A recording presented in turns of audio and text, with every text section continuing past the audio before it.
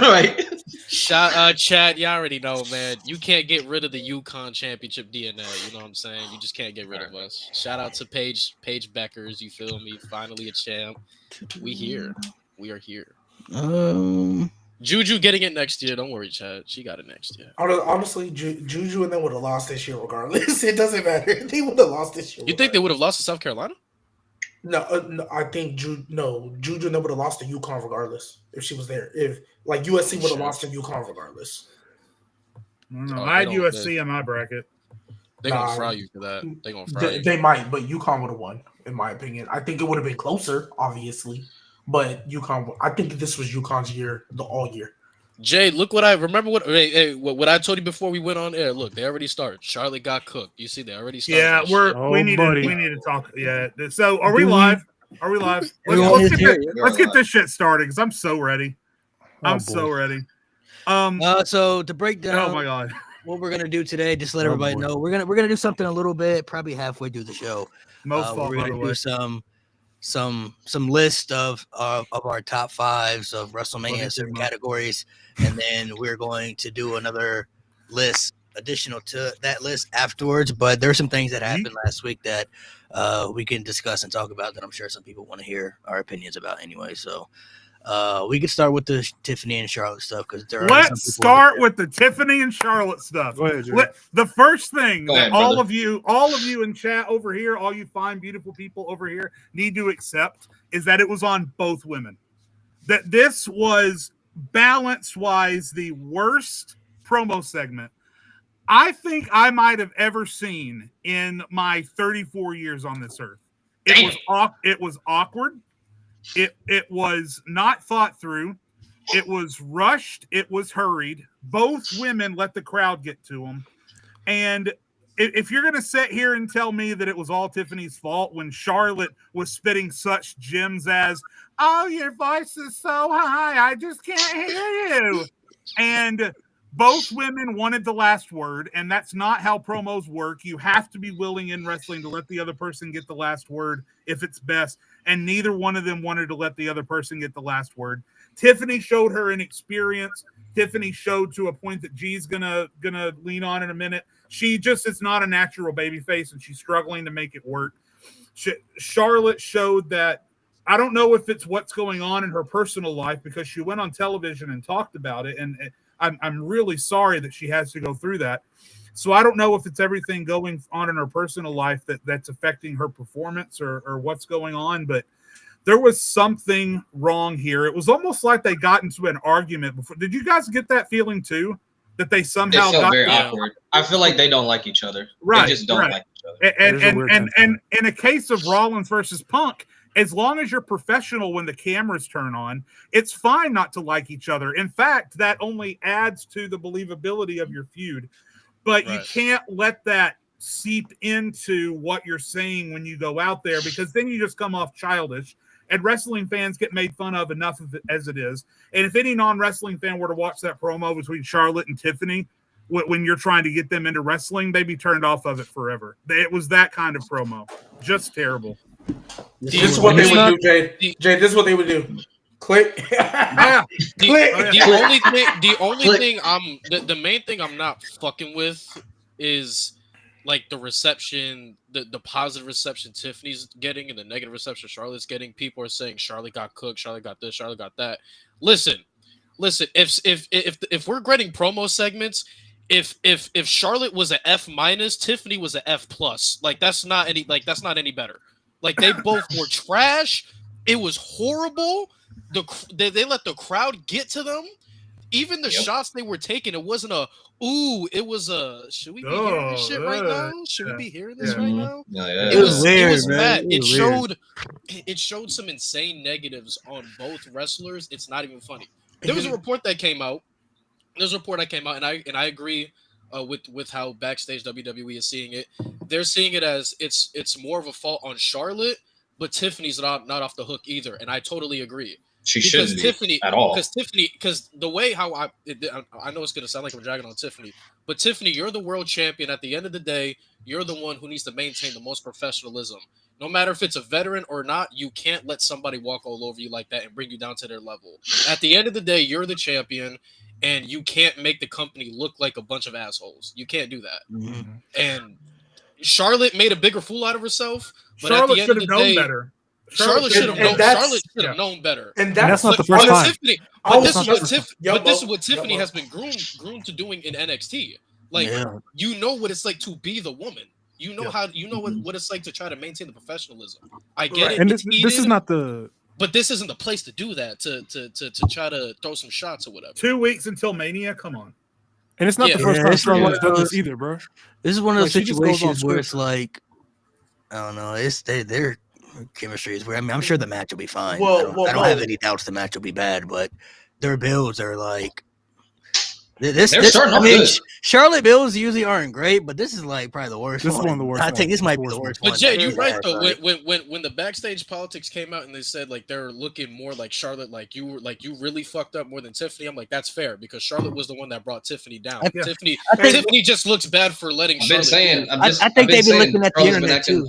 I think that plays a factor. 2 weeks ago, Charlotte looks way worse. I think Charlotte been like testing Tiffany in those promos, and I think they've been looking at the internet, and Tiffany's like, I can't be going out. That's how it looked to me. Like I can't be going out. What I think happened, and Mo, you pretty much hit the nail on the head. Yep. This ain't the first time Charlotte's done this. Just the first time she did it, it was with Becky. Yeah. And Becky used to this at that. She dropped the title. Remember that? Yeah. And the Nia Jax situation. With Tiffany though. Oh yeah, and Nia. They were scrapping. And Nia Jax. Like I'm not gonna lie, Charlotte. Nia Jax. You want to pick? No. Nia. Charlotte got that 2 piece. Yeah. So, Extra crispy. But what I think genuinely happened, right? Because I look at it. First, Tiffany's already struggling as a babyface as it is. I don't know why WWE, the company that gave you Roman Reigns, The Rock, and Stone Cold Steve Austin, I don't know why they're obsessed with, they're getting cheered. We have to turn them babyface. Your biggest stars were getting cheered when you technically had them as heels. I don't know why they're obsessed with that. Yeah. They should have just let Charlotte be a heel. I get she turned on Nia, but she could have been the same Tiffany. It's just she could have been the same Tiffany. You just cashed in your title now. You could have been acting the same way. When it comes to Charlotte, honestly, what I think happened, and this is not reports, this is just the vibe I get. Charlotte got in that promo, and she basically, because when she came back, I think what Tiffany said is true. I think she is salty that the fans don't appreciate her. Yep. I think she low-key is salty about that. So I think when she got in this promo, she's like, she thought she could be, for lack of a better phrase, a dick in the promo battle, go off script. And when she caught Tiffany off guard, I think in her mind, she's like, well, I'm a heel, so I don't care. Tiffany, being the young 25-year-old she is, as much as professional as we like to assume everybody is, she probably took some personal feelings towards that. That's why the promo that followed after, she made sure to take her shots, and this one she made sure. She's human. We would all probably do the same thing, right? Yeah. The only problem is they got out there on live, and apparently I watched it later, so apparently they edited stuff out. I don't know how true that is, but they edited stuff out. But because I remember there was a cut after Tiffany said what she would, and it seemed like they cut out as a person who's edited videos myself, I could definitely tell when you change. She told Charlotte that she's 0-3 in her marriages. Oh, that I did see. That was still on TV, but it was like a cut when Charlotte started doing the high pitched voice. There was a cut in between there that they took out for sure because it just happened too quick. Do you know what vibe I get? I feel that this is, again, no reports or nothing. This is just how I feel. Tiffany, in the lead up to Mania, she said a line that absolutely cooked, and I feel this way about Charlotte. Charlotte has been the woman for so long where when there's somebody where we can see the potential that could possibly rival her and take her spot, she gets insecure about it. I truly feel like that's the thing. And Tiffany was right. Whenever there's a new hot star, Charlotte has consistently been booked to pour the water out of the fire. She has consistently done that. And if we remember, that's the whole reason she got added to the main event. Because technically, we talk about Becky all the time. technically Charlotte's also the only woman, one of the only women to main event a one night WrestleMania, and everyone forgets it. And everyone forgets it, but we don't talk about it because we all feel like you only got put there because technically that match with Ronda should have been you, but Becky got so over they couldn't deny it. What do we say all the time, Nate? She is the only woman you could have genuinely argued ever in history to be the face of WWE. Not the women's division, not the most popular the entire company. The entire company. The biggest wrestling star in the world, mind you. Like, no one's ever been able to say that other than Becky Lynch, right? So I feel like you're right. I think Charlotte is insecure, and I think and when they had this promo battle, now, I will give it to Tiffany. She stumbled over her words a little bit. I actually like the line. The 0-3, you're playing off of real stuff, because that is true. You are 0-3 outside the ring. Her delivery, and here's the thing. Her delivery's always been terrible, but at least she was a heel, and she was acting like a cheerleader, so you could have let it pass. Now she's a baby face, trying to get people invested, and other than when she says it's Tiffy time, your delivery is terrible. So what I feel like when you just look at a whole, right, I genuinely feel like Charlotte and Tiffany probably got into an argument backstage about how it was handled because Tiffany definitely got rattled. You probably got people in each of their ears, right? And Tiffany more so because she's younger than I think everybody up here except Lewis. She's younger than everybody up here. So I know she's on that internet. I know she's on that on Twitter. I know she sees it. She literally posts a TikTok every day, G. Yeah. I truly feel like Charlotte's insecurities is doing more damage than people like really want to admit. Because the past 10 years, we can look at all the hot stars she's gone up against and all the flames she's put out. Like, I truly feel like the main person when we saw in NXT, the main person we compared Tiffany to in terms of in-ring ability was Charlotte. We're like, everything about her just screams Charlotte, and I bet Charlotte heard that, and she's like, nah, I'm going to put this shit out and remind y'all that I'm one of one. I truly feel like she's that insecure that she feels like she needs to put all the fires out to make sure that she stays the number one person. But she can't accept that shit is evolving. But my thing is, I don't think she can accept that, which... I mean, technically you shouldn't, but she ain't been number one since Becky slapped her in her face. And she'll never get back to that spot. Like, in my personal opinion, she will never, and I mean never, get back to that spot. Becky took it, she been there. When Bianca came in and was on it, Bianca was over it. Because Bianca and Charlotte, even though you might say Charlotte is better, they're definitely on par, and Bianca clears in everything else. Rhea Ripley, I mean, shoot, as soon as Triple H took over, what happened to Rhea Ripley? Boom, biggest woman star in the company when Becky wasn't around, right? Like we like Charlotte, and I told y'all this as soon as she came back. What's gonna happen? We're gonna get the worst build to Mania of all time, and then the bell is gonna ring, and we're gonna get a phenomenal match, and everybody's gonna have revisionist history just like they did with Rhea and Charlotte. When Rhea and Charlotte had that great match, what they say? Damn, that could have made evented. Y'all forgot the bill, didn't you? That shit was ass. That shit was ass. Like, you don't. I don't think y'all remember and it's like I don't think people were remembering. Oh snap! We thought Jay was going to side with Sammy. We got Jay was going to side with Sammy. Boom! Super kick. He actually chose his brother, and that's how we got the Kevin Sammy. Like all that. That bill was by far better.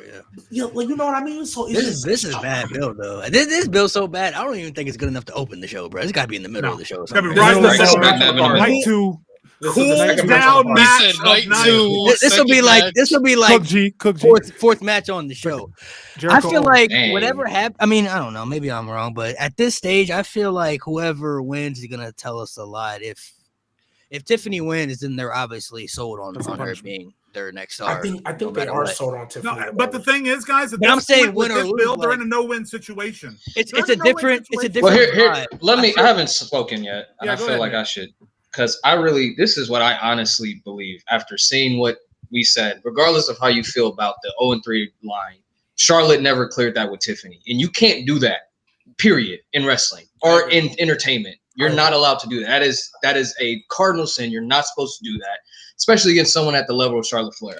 I wholeheartedly believe Tiffany Stratton should lose at WrestleMania no PLEs for the rest of the year. You get the Royal Rumble, not WrestleMania, because that is unprofessional shit. You have to set a precedent for the rest of your locker room that you can't just shoot like that, especially someone that young as Tiffany. We don't care how hot you are. You can't do that. That's unprofessional. And against someone like Charlotte Flair, you don't have that luxury. You haven't earned that yet. You haven't earned the right to just go out there and shoot on your own. You have to set a precedent. You can't let the rest of the locker room think, oh, okay, I can just go out there and shoot on Charlotte. It'll be fine as long as I have the crowd behind me. No, you haven't earned that yet. So lose at WrestleMania, no PLEs, Royal Rumble, skip WrestleMania, start all over the night after WrestleMania next year. That's completely unprofessional. You should not do that. And Charlotte, fuck it, just have her lose it after a month and have her feud with other women because this shit is not it. She's not ready. I don't think she's ready to come back to be on top of it. Hold on.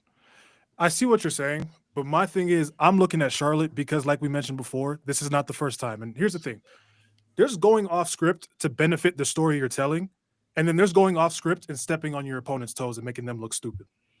That's the problem I have with this. She stepped on Tiffany's toes and made her look stupid. I don't think Tiffany should be I don't think Tiffany should be punished for that. That's just me. I get what you're saying, but that's just me. I see both POVs. I won't go to the lengths Nate said though. Yeah, but I firmly do. That's man, career. This. You can't just be shooting like that, man. No. This is what I probably would personally do. One, I'm sorry, Nate, I hear you. I can't reward Charlotte with a W. I'm sorry, I can't. You went too far. I would have Tiffany win, but I know everybody hates like same night cash-ins, but whoever wins Money in the Bank, Tiffany, you're losing it. The night whoever wins Money in the Bank, you're losing it. I'd have Chelsea Green lose the fucking the US title at Backlash, and then she's gonna win Money in the Bank. She's cashing in same night. And I don't know about not being on PLEs, Nate. I don't know about that. But hey, man, you can't be shooting like that, bro. You're going to lose. Like you got to understand. You got to understand how deep that cut is. Like that's something extremely personal, and you're bringing that to TV. You didn't clear that. Like that's fucked up. Like so that's extremely fucked up. You're going, and you haven't, and Tiffany hasn't even earned that. She hasn't earned the right to do that. Like So what I would do is I would basically swap Chelsea and Tiffany's roles, except I'm not having Tiffany hold no mid-card title. I'm going to use Tiffany and be like, this is your punishment. You're going to be used to elevate people. And then when big Naomi, then Naomi can just win it. Then. But Naomi can move up, be like, since you did this, we're going to move Naomi up. We're going to move Chelsea Green up, and you're going to stay here. You're going to sit around in the mid-card for a little bit to understand what you did was wrong and there's consequences.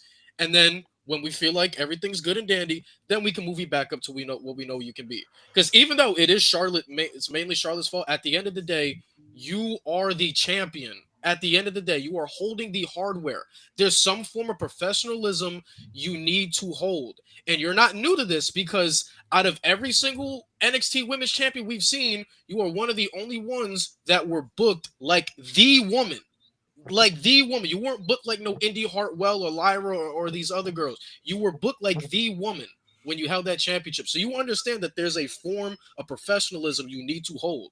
And if you're showing you can't hold that right now, you're not going to get a championship run right now. Yep. Okay, so I'm actually with Lewis where I understand both POVs. Well, I'm kind of more on your side, not against you. I'm not really against you, Nate, but I guess I would tweak it in a sense because well, one, like I said, taking people off PLEs all year, that's damn near. That's crazy. That's crazy. That's weird. I get. Gunther wasn't on PLEs. Gunther wasn't on PLEs when he was IC champion. He was fine. He was on WrestleMania, SummerSlam. But they gave him the go-home shows. She can have the go-home shows. She have to go home shows. You're nasty. You're nasty. She would look. At least you gotta, hey, bro. You gotta have Gunther level matches, bro. Yeah, word. Exactly. That was gonna be my point. You gotta be Gunther level matches to pull that off. And on top of that, you have to remember she's 25. Didn't have a spot. How old she is? 23. She's young as shit. She'll be fine. She'll be fine. And that's why I was gonna come to you, Nate, and tell you why I would tweak what you're saying a little bit. And the only reason why is because I get you need to set a precedent. This cannot be allowed. I 1000% agree with that. No issues. Here is the problem. Unfortunately, and it's technically WWE Triple H is doing. You honestly, at this moment in time, you can't afford to get rid of Tiffany. Now, I'm not saying a punishment should have come, but unless Naomi beats Jade at Mania, which if I was as a gambling man myself, I'm not putting money on. You don't have anybody credible to take that title off of Nia. I mean, off of Tiffany, gosh darn it. Because Nia's been off TV forever, and I don't think they're going to give that back to her. Right? She got that title as a thank you for saying Rhea Ripley's title reign. Here you go. That's what they gave her that title. Naomi, I think that's like the right person. And I can feel you on that, but realistically, do we feel Jade is ready? I don't think so.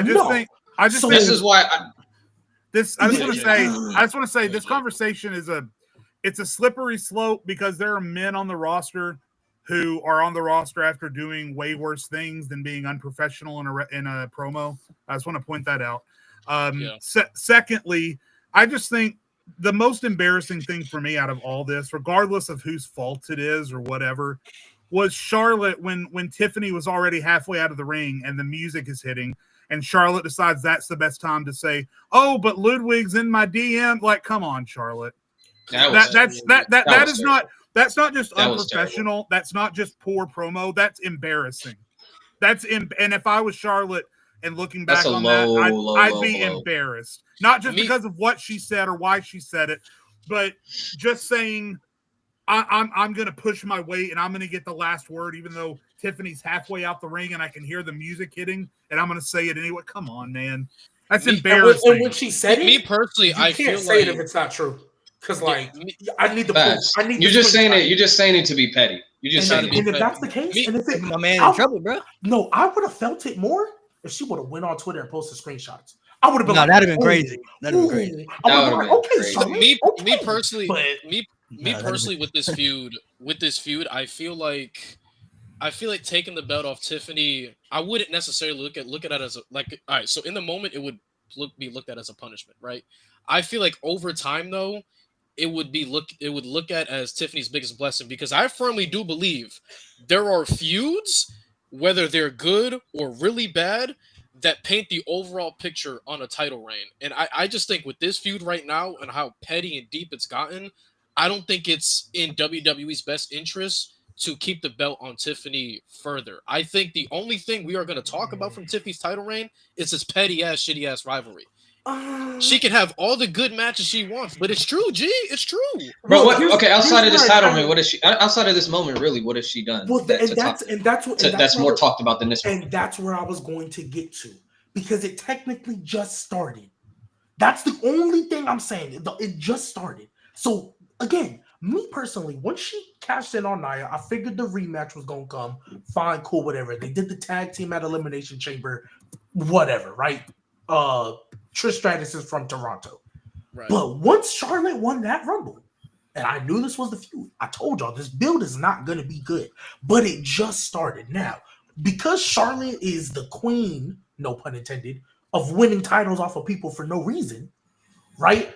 We was like, with Charlotte's history, she might win it. But Tiffany's reign just started. It's literally not even 4 months old, I think. Or I think it just got to 4 months because she won it the last SmackDown. Oh, yeah, 3. So she won it the last SmackDown before of the New Year, whatever the case, New Year's Revolution, whatever they called it. So I think we gotta.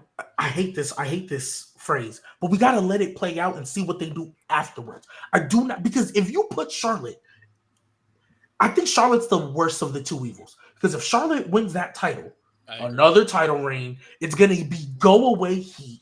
Like, not Roman Reigns level, but it'll be go away heat, not your heel heat, right? At least with Tiffany, people still like her, and they'll still be invested to see what happens after, because you do have the Naomi aspect. You do have the Jade Cargill aspect. Hell, we'll see what happens with the triple threat on the other side, but Bianca can easily go back to the other side and go for that title. Right, there's things that you can with Charlotte. And honestly, that's why I said at Backlash you can give Tiffany the win at Mania or whatever, and then at Backlash, not after WrestleMania. No, what I'm saying is give Tiffany a fresh new feud, see how it plays out to Backlash, and if this can't like mask what the fuck happened, then Money in the Bank. I'm telling you, I'm pulling the trigger on Chelsea Green same night. Like I'm not. You know what I would do? If it was me, you know what I would do, because and this is the assumption that EO's retaining, which I think she should, Just logically by the way they're telling that story. I feel like she should retain. Yeah. Right? I agree. This is what I personally would do. On SmackDown, okay, Tiffany, you won. We're gonna find a new challenger. Have a fatal 4-way battle royal triple threat, whatever you want to do, whatever tournament style you want to do. Yeah. And me personally, I would start a Tiffany Stratton Bianca Belair feud. Because that is the only person out of everybody on that SmackDown roster that could mask with the Charlotte feud. If you give me a Tiffany Bianca feud, it'll be better built. You'll have a better match, in my opinion. And he's cooking. And Tiffany honestly can go back to being a heel. She can walk around being, I beat Charlotte Flair. I'm that woman. And none of you are on my level because it's Tiffy time now. And I proved it at WrestleMania. That's all she got to do. Go back to being a heel. Hey, you can deal with the Bianca Super Cena tweets for a week and you'll be fine. Because it'll happen for the week when she wins and then we move on. So that's what I would do. That would mask it, and we'll see how Tiffany does. I just think Charlotte, I like punish Tiffany, sure, but don't give it to Charlotte because that's a reward for Charlotte. That's a reward for her. Or you could, John, you're 22. Westbrook fully agree. right now. You just heard everything and just bricked. Yeah, I was gonna ignore it, but that was a stupid comment. I mean, you could just have Tiffany. I honestly don't think she should be rewarded either. I don't think neither woman should be rewarded. I think the title needs to get out of their possession. And that's the thing. By like the week after Mania. I'm more concerned with WrestleMania. If I was backstage after that promo, I'd find a way to combine Naomi and Jade because that build has been so much better, and Jade and Naomi's been doing killer work that deserves to be rewarded. I'd combine those two matches and just put the title on Naomi and start fresh after Mania. I know that's hard to do, that it's impossible to do storyline wise. I'd be tempted to do it though. So Jay, let me ask you a question. I'd agree. Yeah. Jay, let me ask you a question. So if you were backstage, right, would you be worried that with everything that you just saw, would you be worried that these women have a chance to not put together a decent Mania match that they're just going to Yes, because if someone were to come up to me and say, "Oh, Jade, Charlotte's going to go out there and kill it," I'd say, "You guys saw Charlotte and Nia a few years ago, right?" You saw it. It's like Mo said. This has happened before. Why is Nia catching strays? These patterns not the repeat. first time, bro. Charlotte has shown twice, at least twice, with the title exchange with Becky and in the ring with Nia, that she is more than willing to let personal beefs slide into her performance in the middle of a program. So no, I do not trust at this point that Charlotte and Tiffany is going to be great. Maybe it will be, maybe it won't. I have no faith that it will. So I'm worried. I'm worried as hell for WrestleMania right now, where those two are concerned. Right, I mean, I definitely feel you, Jade. And with that, and yes, Alex, Charlotte could definitely just sandbag her. That's part of the things I'm worried about. Is that Charlotte's going to go out there and sandbag her. So with the question that Lewis just asked you, Jade, in that sense, I understand a little bit more of y'all's side, but it also is like kind of reinforcing. This is the third time, Charlotte, and I get Nate. You got to punish being being unprofessional, but like. For me, at least, like just me looking at it, I'm not going to look at Tiffany doing this for the first time in retaliation the same way I'm going to look at Charlotte. This is your third time, gang? This is your third time? Like, this is your third? And granted, and the Becky one, that was all Charlotte. Nia, I'm going to put some blame on her for that one too. Like, Charlotte ain't going to get all the blame for the Nia one, but the Becky one was all Charlotte. Like, all Charlotte. Yep. That was all her. So this is your third time game, like 3 strikes you're out type. Yeah, she should be out the title picture for at least a year after. She should drop it. I mean, whoever. My thing is, whoever wins the title at Mania drops it the night after Mania, and you build Tiffany up in the mid card. And hey, not being on PLEs is not bad because I'm not saying take her off TV entirely. That's like Vince McMahon would put her ass on main event, give her a new gimmick like Stardust 2.0 type shit. We don't need that. But like, have her build herself up in the mid card. Shit, you want to win the U.S. title, Intercontinental title? If those titles actually kind of mean something, sure. If they don't mean anything, just throw them on Tiffany. Be like, hey, gang, build this title up for us. We'll give you 8 months. Build this title up for us. That's your punishment, but it's also like development for you. And then prove to us that we can trust. Yeah, prove to us that you can trust us. Someone just referenced it in chat. The worst thing that could happen at WrestleMania would be for Charlotte to pull an Austin Aries at Battleground 2018, where he just loses the match. Bound for Glory. And then just Bound for Glory. Bound for Glory 2018. I forgot about that. Where the match is clean. I could actually see Charlotte doing that. I don't see Charlotte doing it. I'm gonna give her the benefit because I know that you were talking about her performance, but I'm like, it's WrestleMania. Charlotte's not going to purposely make her performance look like shit, but after the match, I could definitely see, like, instead of giving Tiffany, because they probably have a whole moment, but they probably have a whole moment.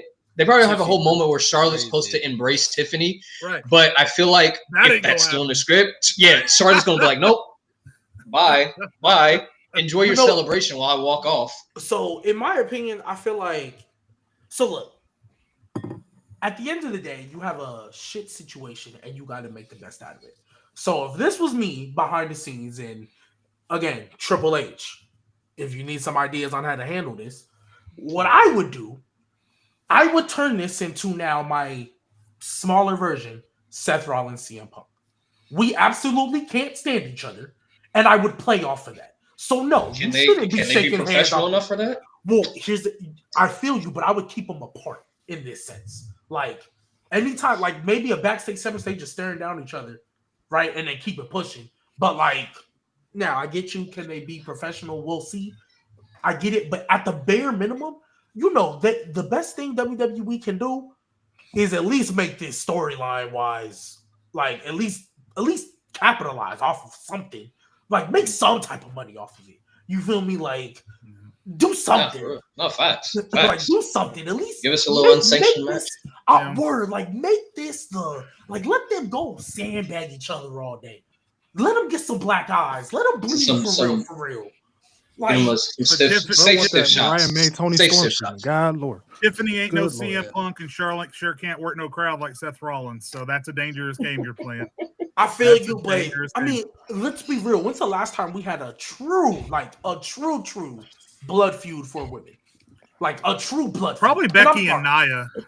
Right. Yeah, I was about to say. And even then. Because Rhea Liv don't count for me. Like, that's not that one. No. Because they actually like each other in real life. Exactly. So, and you didn't feel that. The story was not good enough for you to actually feel like they hated each other. So. Yeah. At all. Nah, I mean, it's going to be interesting to see what they do. I mean, I feel like if Tiffany wins, then I mean, it doesn't matter what we're talking about right now. They're in a no-win situation. I mean, if Charlotte wins, then it kind of feels like they maybe are not trusting Tiffany just yet, and they want to develop her a little bit more. It's kind of like, you know, the Randy Orton situation, like in 2004, like when he won the championship, but he wasn't ready at the time, so they put it back on Triple H. They continued to develop Randy until he was. That shit was ready. Dog shit. Well, we talk about that win so many times. That shit. Which was one? Dog shit. Randy winning the title at SummerSlam for the first time. That shit was ass. To G's point, that was a petty win. To G's point about keeping them separate, how many SmackDowns do we have until Mania? Two. Because technically Mania was supposed to be this weekend. I say this Friday run 2 separate highlight packages of Charlotte and Tiffany. Next weekend run a promo segment about the feud up to this point. I think the worst thing you can do is put them back in the ring with live mics in their hands. That's the worst awful. thing you can do. What I was gonna say is that they need to go. Like, I feel like they booked this in reverse. That brawl they had should be their last SmackDown before the Mania match. That's what it should have been. Like the brawl where she jumping off the whatever the case. That was because I actually thought they were cooking after that. Yeah, I thought they were too. You know what this feud needs? The Jeff Jarrett and Kurt Angle parking lot brawl. That's what this shit needs at this point. Jeez. At this fucking point. Add a stipulation. I don't care. Make it a street fight. I don't care. Real shit. Yeah, I agree. Do it WCW. Have we ever had a women's match like that at WrestleMania? There's no script shit like that. Like, there's no street fight. I'm cool with that. It's a like she did with Becky. Yeah. Why not? Hire Vince Russo. Yeah.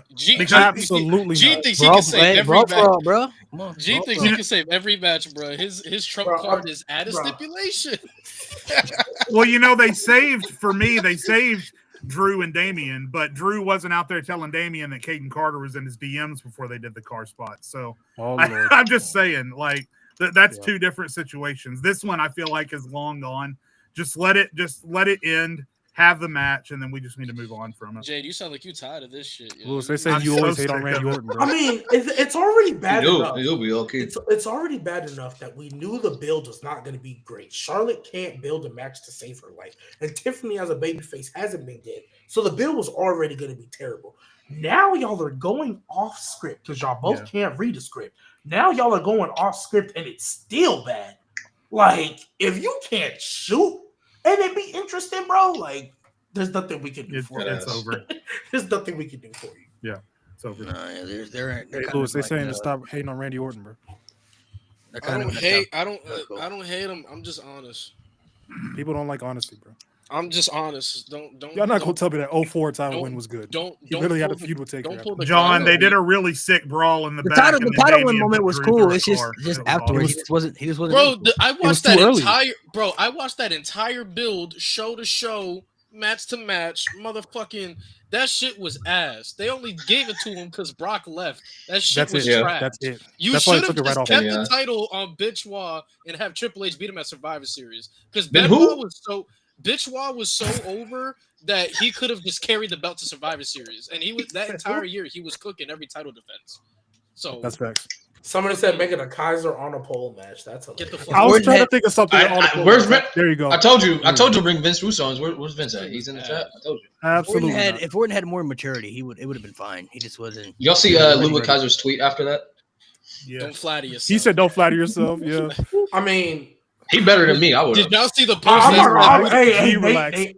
I was just thinking the same. Bruh, he better than me. He better than me. Did y'all see? I got canceled. Did y'all see the fucking post that said Ludwig Kaiser's the first man in history to be accused for cheating, and nobody believed it? Wow. Bro, when she said that's pretty wild. When she said, you got to give him the IC title now, bro. Is that when he said, real? Bro, when he said, "Oh, is that why Kaiser in my DMs?" I'm like, does he have a plastic fetish? Like, what is going on? like, what are we doing? Like, what? That's crazy. Like, what are we doing? No, like, bro, I'm not lying. Now it sounds she was in the promo too. Bro, I'm not gonna lie. I'm not gonna lie, bro.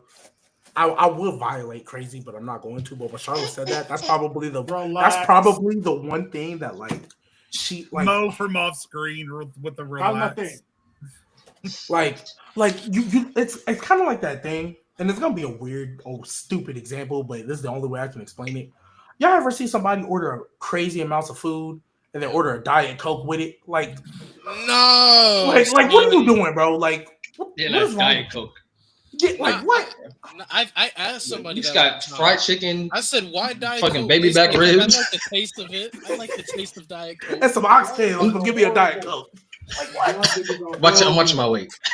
Y'all are horrible, bro. Y'all are absolutely horrible. Y'all know that GTA San Andreas order. Let me get a number 5 and a Diet Coke and a Diet soda. Diet Coke. Crazy. That's like going to the gym, doing 30 minutes of cardio, and then going to eat at Golden Corral all you can eat buffet. Like, it's crazy. That reminds me of the show with the fat ladies from TLC where they're talking to the doctor and she's like, "My mama told us if we had a sugar and then drink a diet soda right after, it cancel out the sugar." And the doctor's like, "What the fuck?" Fuck. Yeah, it doesn't work that way. It doesn't work that way. Sorry. We're going to hell, dog. We are going to hell. Who would have thought in 2020? Who would have thought in 2025 we'd be sitting here saying that Shotzi more interesting than Charlotte? All right. You lost me. You lost me. Now we hating. Who? Hey, Shotzi pinning Stephanie Valkyrie more interesting than Charlotte. Fucking you snail don't like that. You use that. Snail paste lady. Hey, and I hated it. Snail paste lady. Hey, yo. Did you say snail paste? Change the subject. Nope, Nate's gone. Man, froze on us. Shotzi ain't been on TV calories, so I can't say that. I forgot about. She's been on TV. She's in a tag team with Gigi Dolan. No, they got her and with Tatum, who deserves better. Tatum deserves better. What are you doing, Sean? We're doing a little faction over there. Let's see. Let's dive into these. We'll go ahead and start with the list here before we do. Oh, buddy. Oh, wait! Before we go, no, I really want to talk about this. Fuck this feud, bro. Oh my god. Listen, I don't know what it is with the Lucha Bros, but I'm just convinced like they just have impeccable aura wherever they go because we've never seen luchadors like this since Rey Mysterio get these reactions, bro. They're never sick. in our fucking life. It's crazy. It's beautiful. Phoenix and Nathan Frazier, beautiful. And see Triple H. This is how I know you know what you're doing. Because yes, that's the smart thing to do. Showcasing NXT talent to give you a takeover black and gold kind of match. That's exactly what you should do. Shout out Nathan Frazier. Shout out Nathan Frazier because I was not originally.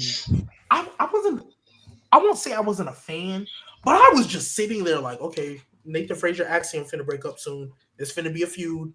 I'm waiting for it, and then it just never happened.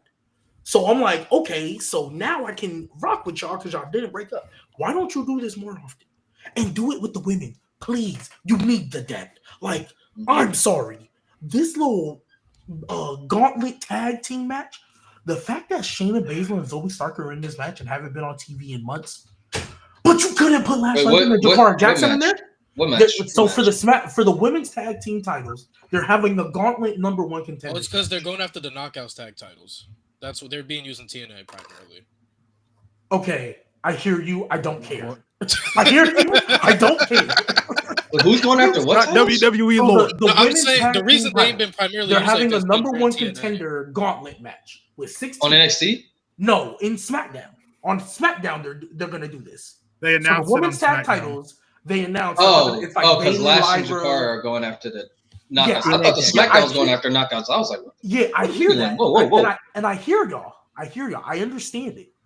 I don't. You work double time. You work 2 times. I don't give a fuck. It's for wait, G baby. I'm about to punch a hole in that logic. You know why?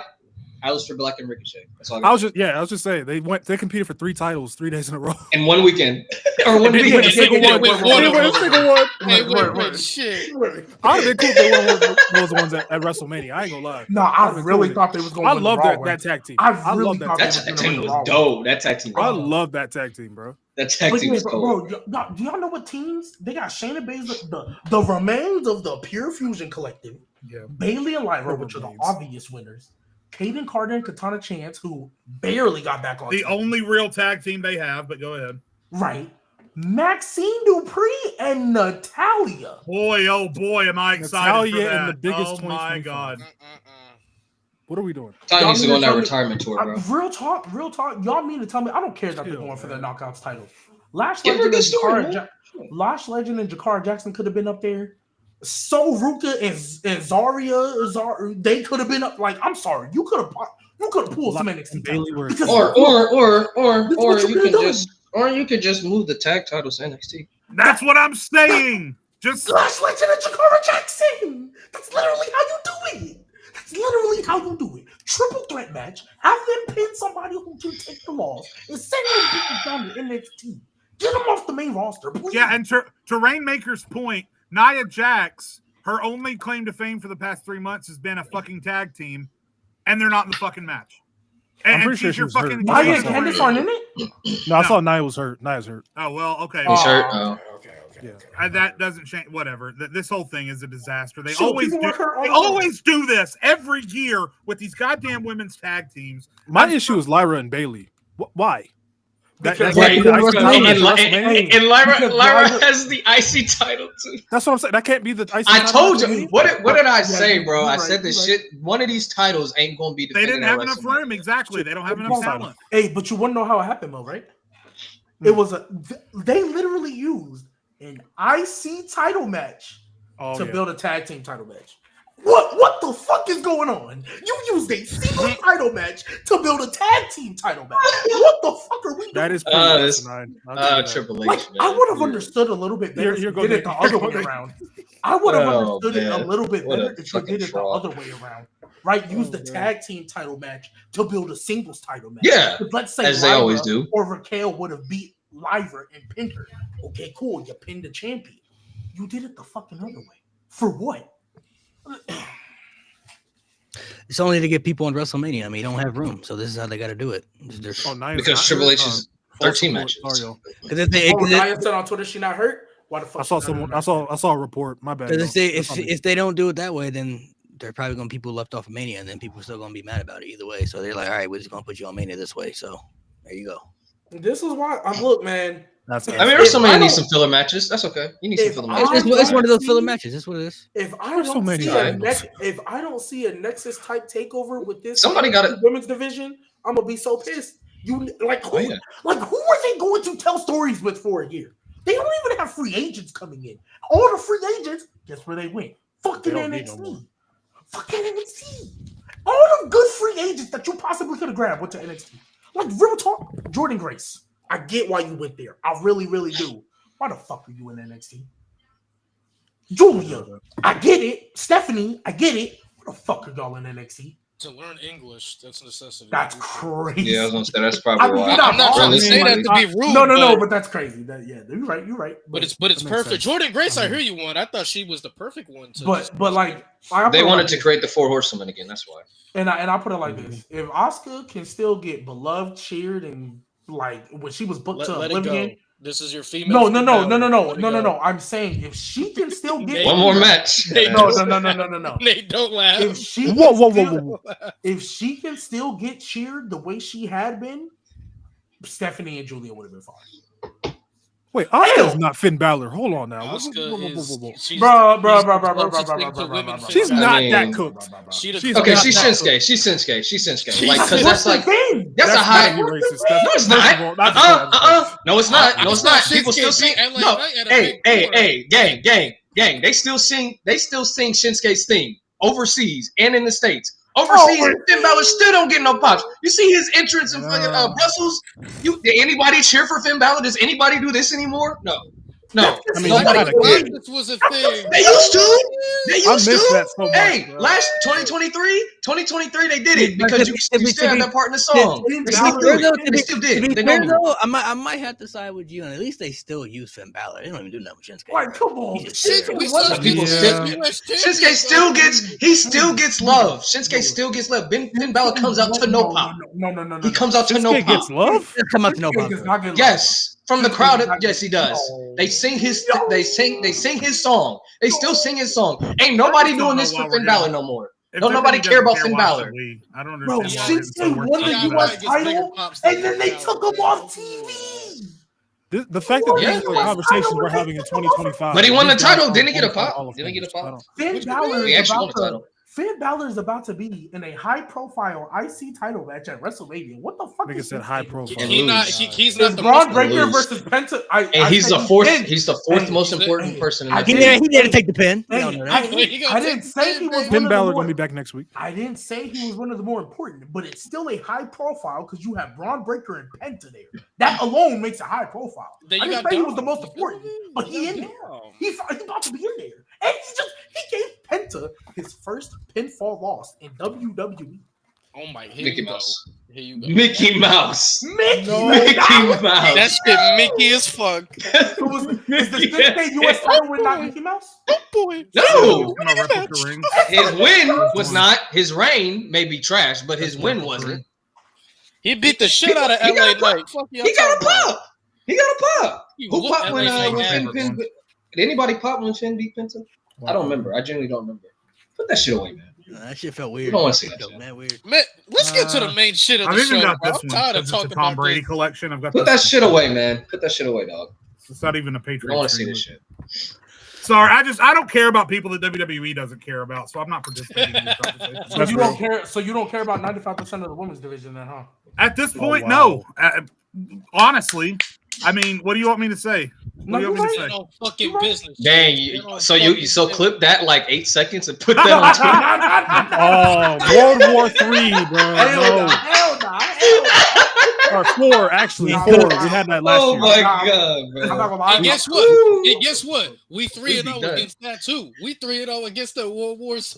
Yeah, we are 3-0 World War. We're 3-0. Them lives. I ain't gonna lie. Hey, I ain't gonna lie. After what I said about Tiffany, that might be World War 4 right there. It don't matter. I mean, but I mean, I don't know. Some people don't like her because of certain things. So I can already see the comments now. IWC Not everybody needs a bro. podcast. Just embrace it. It's gonna be a clean sweep. World War 4 gonna be clean sweep, bro. Clean sweep. They need those filler matches for Mania. You get one for the men's, you get one for the women. I'm surprised they even Finn Balor. I didn't even think they was gonna put Naomi and Jade on WrestleMania. I ain't gonna lie to you. I'm surprised they put that on there. Nah, it's Jade though. I'm glad they're trying to make her a big star. I knew that was going. Unfortunately, like they were gonna get involved in the triple threat. Like, it's the best story in the women's division right now. Facts, and they don't got no title. And it should be Bianca and them, but Rhea's been making that. Rhea's literally holding that story back. G, you gonna hate this. G, you gonna hate this. But Nate, I got a question. A serious question. Is Finn Balor this generation's? Are we still talking about Finn Balor? Wow. You know what's funny? You know what's funny? I was literally taking a shit earlier this week, and I was like, damn. Finn Balor really like Dolph Ziggler, bro. That's crazy. That's wild. Yeah, you lucky I can't find a marker. I would have got the sign up already. Yeah, bro. I was like scrolling on my phone. I think I saw something about Finn Balor. I was like, damn, this nigga like Dolph Ziggler. That's crazy. That's the new Dolph Ziggler. That nigga's D-Rose, bro. You can't let your man like that, bro. I know we need. They had a lot of chances to do things with both the guys too. Yeah, I know we need to get to this list and stuff, but Alex did just say something about it that I am. Did anybody watch that Kevin Owens promo and think, okay, eventually he won't come out and attack Randy? Yeah. Because I didn't believe him for a second, and then he just walked off. I was like, oh. No, I believed it. There was something in his face. There were some reports about it too, but I thought he might, but when he didn't, I was like, damn, that sucks. Yeah.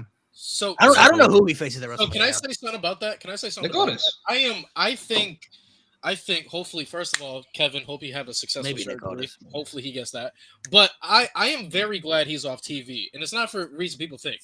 I think people have gotten so used to seeing Kevin Owens and they forget who the fuck this guy is. So I think missing him is going to put him in a much better place when he comes back. I firmly believe that way. Because he's been on TV every week for like what, 7-8 years? 8 years, yeah, something like that. Yeah, consistently. He's having a Miz Iron Man run right now. Yeah, I was about to say for like 5-6 years he been feuding with the Bloodline damn near. So yeah, for at least since COVID, at least since COVID. Like, you remember the memes where Kevin Owens is like, I can't get away from him. The fact that he was hurt, they said he was hurt for a minute too, and he had the ladder match. He had the match with Sami Zayn too, bro. Well, I think the neck injury happened against Cody. No, they said he was already before that. He's been hurt for 4 months. Then that had to re-aggravate it. Yeah, that probably made it worse. He tried to say, they told him you can't anymore, bro. Like that's but the Sami Zayn. So he had a Tommaso Ciampa basically. Sami Zayn match is pretty wild too, man. Like that is crazy with the timing. I think this is good for Kevin Owens though, because I feel like people have gotten so used to him, and whenever I feel like Kevin Owens has been used like how the Miz was in the mid 20, like just plug him in here, and he'll work. Yep. I feel like him being off TV is gonna make people appreciate him more and realize, damn, like Kevin Owens is really, really, really this guy.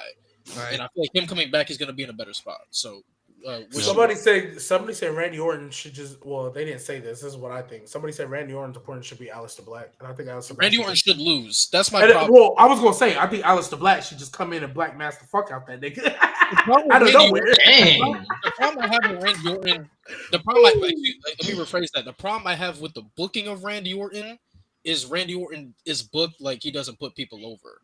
Like he's at the point right now where if Aleister Black debuts, he needs to put Aleister Black over. I'm not blaming it on Randy.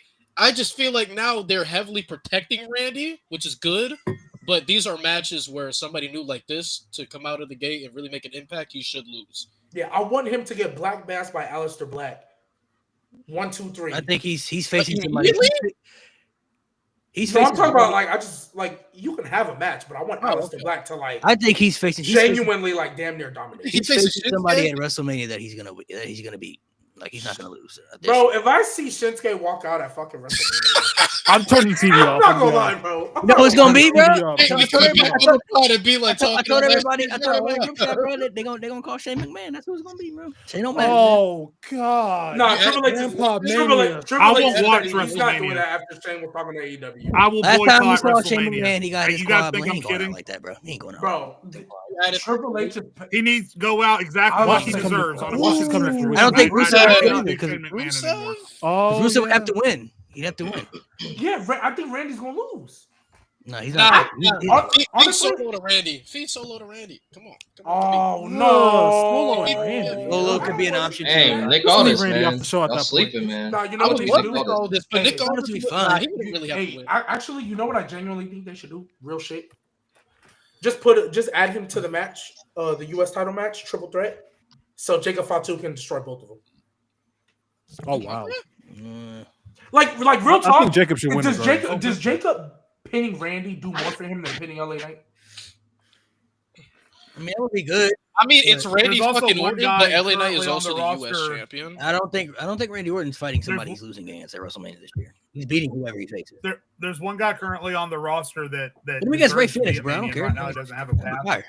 Orton should do an open challenge, and it should be answered by Dom Mysterio. Oh. Is he not in the Fatal 4-Way? Is he not Yeah, in the he is. Fatal 4-Way for the is. IC title?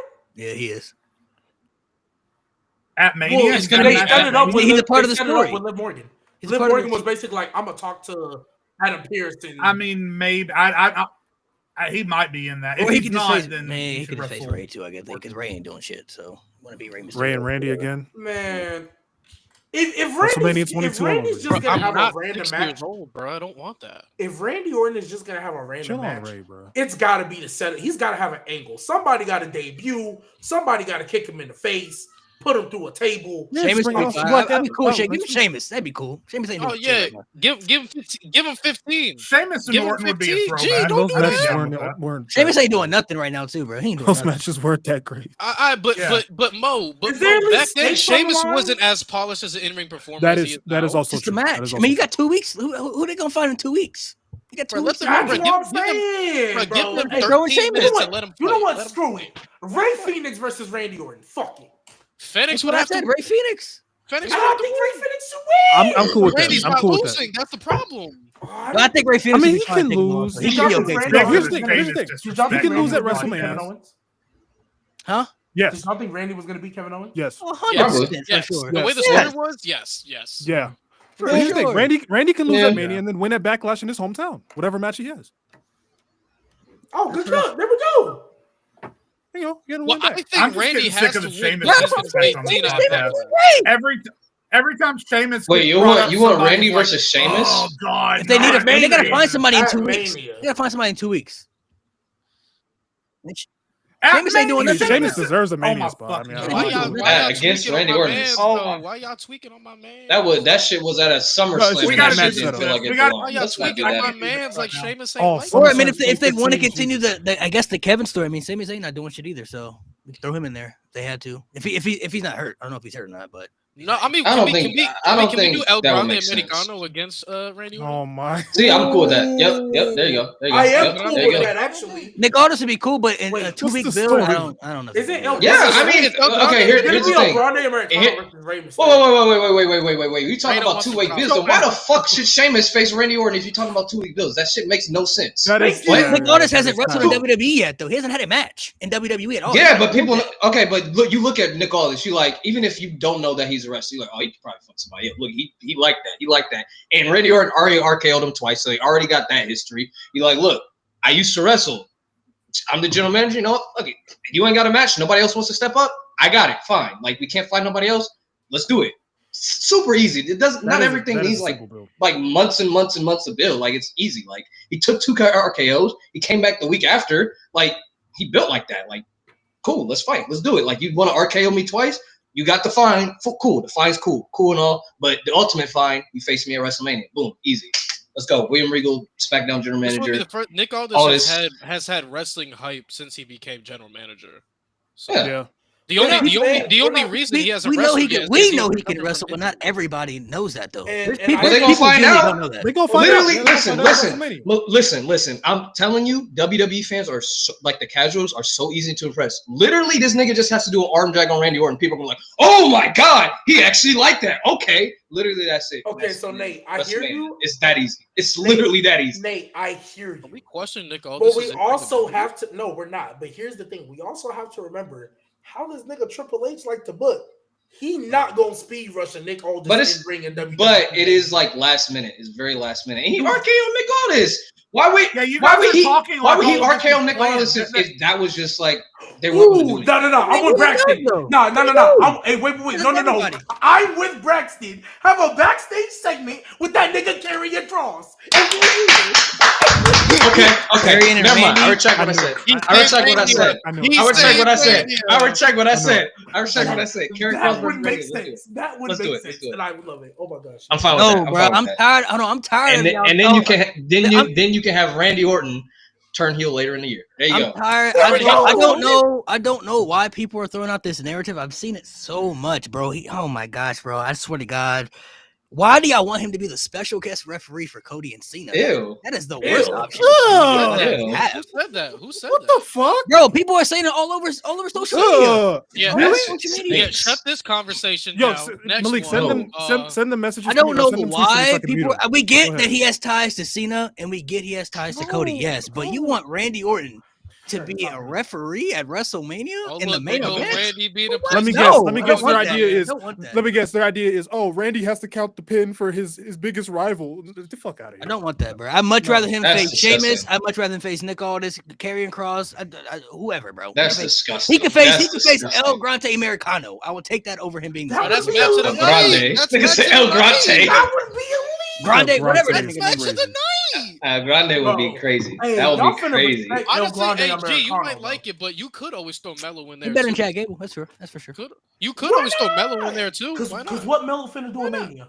A pretty deadly feud? He gonna be in that tag team match they gonna have with them tag. It's him and Miz, bro. I'm telling you. Get the fuck up. I'm trying to tell y'all, Mello Miz wasn't that bad. It's him. Nah, that shit's I don't mind. Nah, the Austin was bad. But Mello Miz. I don't like it, bro. I just can't. Every time I look at it, I'm like, bro, Carmelo, he deserves better, bro. Miz is great too. It's not like they're both bad, but it's like y'all really got nothing for him to do, bro. Y'all put him in the tag team. Wait, Malik. Okay, fine. Nothing for him to do, bro. Hey, Malik. Hey, devil's advocate here, but hey, at least he on TV though. Hey, Daniel Bryan had the Miz as his pro. And look how Daniel Bryan turned out. You know what I mean? They'll just use the NXT game show as a comparison. And Daniel Bryan got fired after that too. Somebody in the chat said Uncle Howdy. I don't know. Nah. Please do not regurgitate that. That needs build. That's the one that needs build.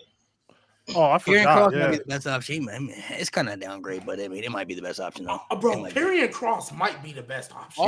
Also, people might not want this idea. It's a short build they can make work. It's nice to have Randy at WrestleMania, but he could always just like not have a match either.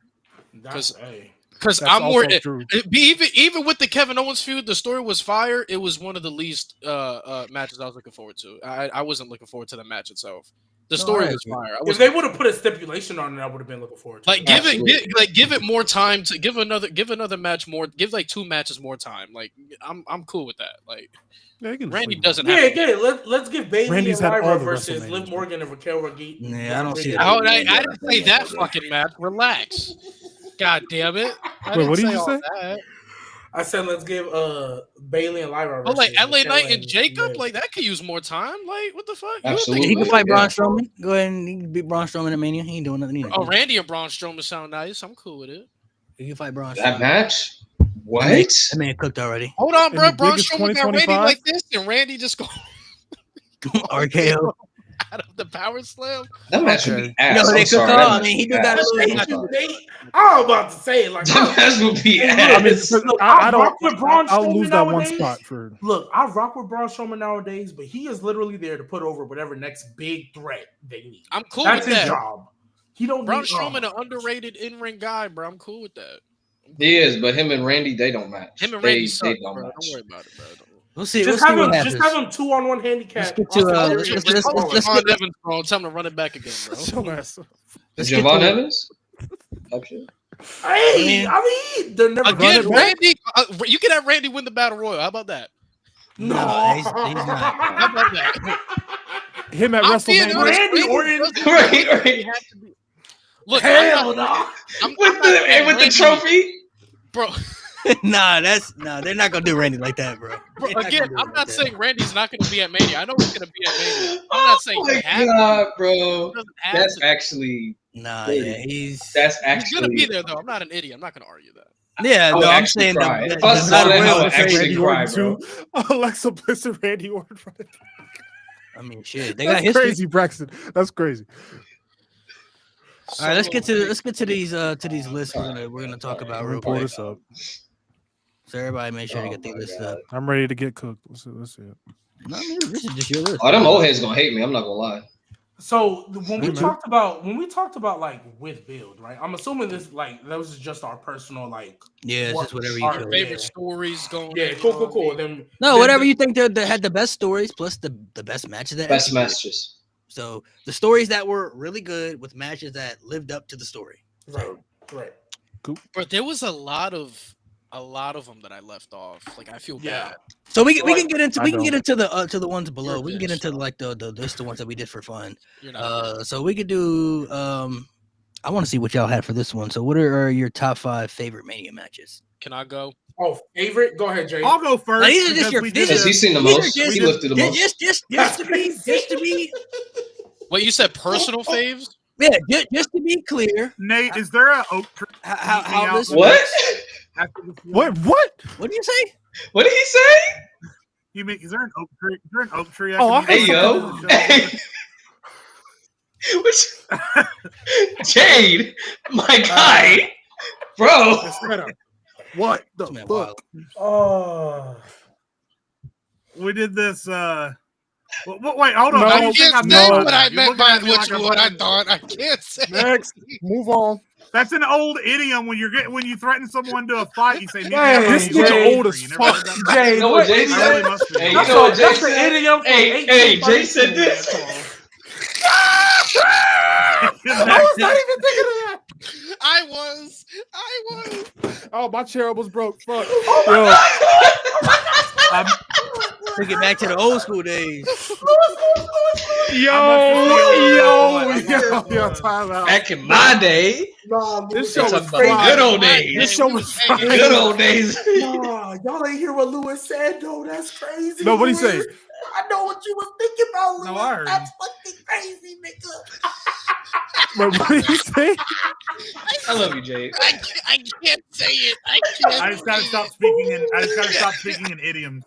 Nah, Lewis, because my idioms obviously. Yeah, that might be an old school throwback line right there. I didn't even. God, it is. That's the age gap. That's the age gap. You heard on. It's an old thing you heard on old TV shows when you want to fight somebody. You say, "After by the old oak tree, under the old oak tree or whatever." Yeah. Sounds like some John Wayne stuff. All right, so what we're gonna do is everybody's gonna name their top 5 just their personal favorite WrestleMania matches of all time. So it's just what everybody's favorite is. It doesn't have to be to please anybody. It's just your favorite. So for sure. We did this specific category a couple of years ago on the Player's Choice podcast. So for anyone who maybe remembers what we said on that, my list may not match what I said back then. I just evaluated it fresh. So these were the 5 I landed on. My favorite 5 WrestleMania matches that I can go back to time after time. Number 1 is and will always be HBK versus Angle at 21. And number 2, the IC ladder match at 31 that Daniel Bryan ultimately won. It's my favorite multi-man match in WrestleMania history. Number 3, HBK Taker at 25. I don't need to explain that. Number 4, Bryan and Kofi at 35. And then 5 was the Firefly Funhouse match. Those are my personal 5 favorite WrestleMania matches. All right. Not bad. Go ahead, Mo. Me? All right. Number 1, Brock, Roman, and Seth, WrestleMania 31. Number 2, Taker HBK, WrestleMania 25. Number 3, Bryan versus Edge versus Reigns, WrestleMania 37, night 2. Number 4, Austin versus Rock, WrestleMania X7. And then number 5, Roman Reigns versus Cody Rhodes, WrestleMania 40. Nice list. I'll pass it to Lewis. I'll let Lewis go. All right, chat. These are top 5 personal favorites. So you virgins need to clean out your ears and fucking listen. These are favorites, so don't fucking shoot us. And number 1, I think everybody knows I am the Gunther Glazer of the century. Gunther versus Sheamus versus Drew McIntyre, WrestleMania 39. At number 2, I have End of an Era at WrestleMania 28.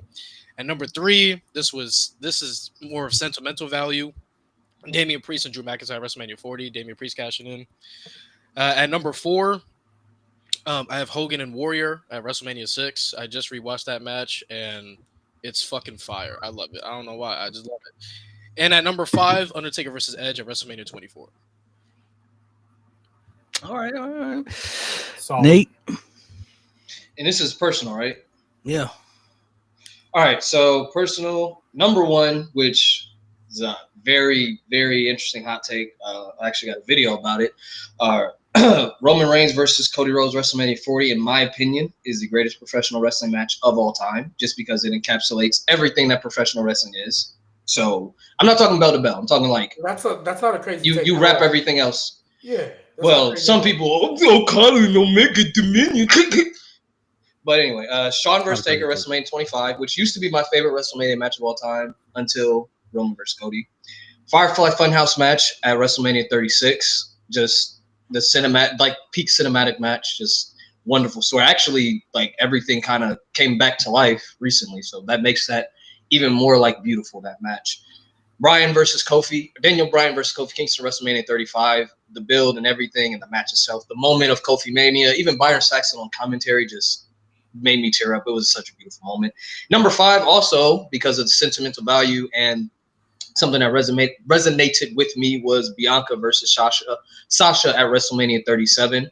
Even the ending, when you saw Bianca's dad about to fucking jump the barricade like it was a high school fucking football game, was just everything in that match was beautiful. Michael Cole's commentary, Bianca lifting Sasha and throwing her up the steps, throwing her back in the ring, and then the ending was great.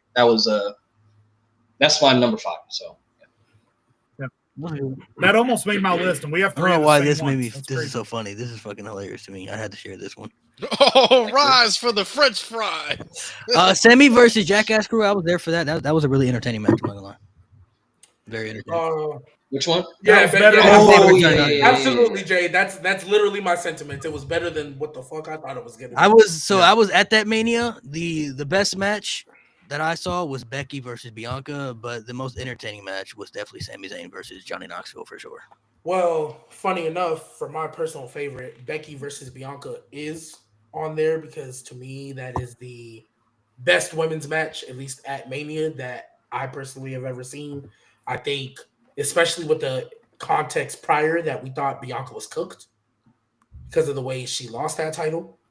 Right, just her rise back and pretty much establishing a new star, but like especially like bluntly stated, Bianca being a black woman, that they just weren't really pushed like that. So for her to be like, yeah, you're our new top star in this company or in this division, that was great for me.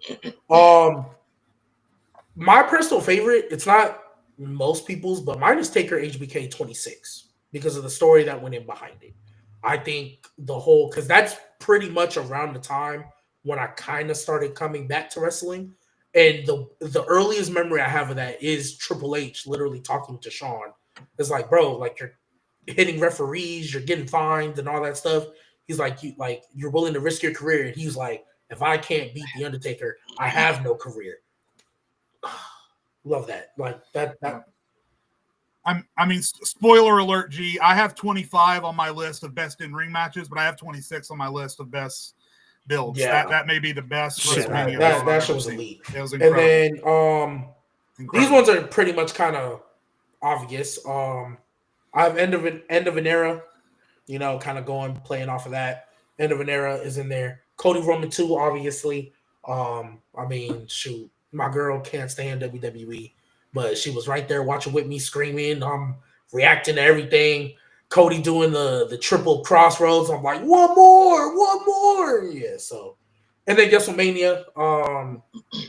WrestleMania to me, because, again, we obviously knew how it went down with CM Punk. But, like, just watching that whole process happen and knowing that, like, he was actually going to get that moment. And then up until the Miracle on Bourbon Street. Yeah, beautiful. And am I missing one? Did I say all 4? Yeah, I said all 4. I said all 5. I said all 4. Yeah. 5. Yeah. Okay. What you got? Mine might be a little bit different. So I do have Hulk Hogan versus Ultimate Warrior on mine. This is in no order. Just Hulk Hogan versus Ultimate Warrior is definitely one of my favorite matches to watch for sure. End of an era. I have Roman Cody 2. I have Kurt Angle and Shawn Michaels. And one of my all-time favorite matches that I've always said is underrated. I have John Cena versus Triple H at WrestleMania. That's one of my favorite matches. Very underrated. Nate, the Firefly Funhouse match would be on there, but I did want to give Bianca some love. But Firefly Funhouse, best cinematic match to me. Honestly, that's what I was like. Okay, Bray Wyatt might be saved. Bray Wyatt might be saved. We might. They could have saved him. Yeah. I think Cena and Triple H. If I would say anything about it, I think Cena and Triple H is one of the most fascinating. I guess I'll use the term case study. It's one of the most fascinating case studies in crowd dynamics. I agree. In wrestling history, the way that the crowd completely flipped the story of that match on its head. And instead of doing it, you kind of compare it to The Rock and Hogan, the way the crowd did the exact same thing, and Rock and Hogan in the middle of the match changed the story, but Triple H and Cena just stuck with it. So comparatively, when you compare those two matches, they are strikingly similar situations with the way the crowd reacted to the match, but the wrestlers in the match reacted to them so differently. So yeah, that match is a fascinating case study in crowd. That's part of the reason why I like it so much. It's just so unique and different, and I don't know. I just really like. I just really like the match. I've always liked that match a lot. So, so we did our 5 favorites. What are your 5 WrestleMania matches that you hate? That you did? Can I go first? Let me go first. Omos versus Brock. I hate Omos versus Brock because I knew going into that match that the in-ring action was not going to be good, and it wasn't. I don't care what the fuck you tell me. But at the very least, they could have made the right decision and put Omos over, and they didn't. So that match, all in all, from beginning to end, was absolutely, just like much of that night, was absolutely terrible. I'm probably going to get more because I always get hate on this from you guys. Cody versus Roman at 39. I still hate it. I still can't think about Cody and Roman at 39 without getting pissed off. I don't care what happened after. I don't care how good 40 was. They could have made 39 just as good as they made 40. I think that Roman, with how little he was on television after that, feeds into it. The longer I go, the more I hate the decision they made at WrestleMania 39. Number 3, Jerry Lawler versus Michael Cole. It is the single most embarrassing WrestleMania match. You enjoyed that? It is the single most embarrassing WrestleMania match I've ever seen. It's asinine that they would even consider doing that. Not to mention we had to put up with the build for that match, which went on for 6.5 years, and Michael Cole was the most irritating personality on television. Completely god-awful. Number 4, any women's match prior to 2014. Jesus Christ. So wait, you ain't like Santina Morello? And then, no. And then at number 5, for booking reasons and because the match itself was so underwhelming, Charlotte versus Asuka. Oh, wow. You didn't like the match? I already know Malik. No, it's not that good. I think the match just like everything else that night. 34, in my opinion, had a very slow pace. It was very hard to watch in spots. AJ versus Shinsuke struggled a little bit with it too. There was something about the energy in the room that night. It was really weird. So I didn't like the in-ring action. It was super disappointing. And then obviously top 5 worst decisions ever made at WrestleMania for Charlotte to not only end the streak, but make Asuka tap out. Yeah. So, yep, those were the 5. All right. Who next? What about you? Is it me? So the personal matches that I absolutely can't stand. I'm gonna just get this one out the way. Edge versus the Demon Finn Balor at Hell in a Cell. Can't stand it. Pissed me the fuck off. That was literally the catalyst for the biggest meme that I share in every group chat I have, because what the fuck are you guys thinking? That's one. This whole list could have been honestly, I thought about it, Jade. I thought about it. Other than Gunther and them, I could have played all of night 2. Right? Yeah. But I didn't. Bianca and Asuka wasn't that bad. They just made the wrong decision. Finn Balor, that was just horrible. what's it called? So that's one. Two. I'm also with you. Charlotte versus Asuka, WrestleMania 34. Again, stupid, horrible decision. What a bad match that followed. Not only that, Asuka tapped the fuck out. Mm-hmm. Yeah, that was. Didn't get put to sleep. Shit was bad. Didn't get pinned. Tapped the fuck out. Horrible. What's it called? Number 3.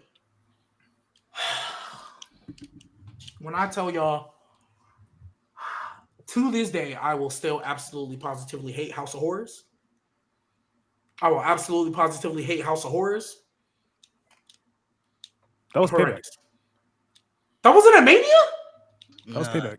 Payback. You mean the match where What they was the projected? Payback? What was the Mania match? You mean the one where they with the projected bugs? maggots and crap on the ring? That wasn't Mania?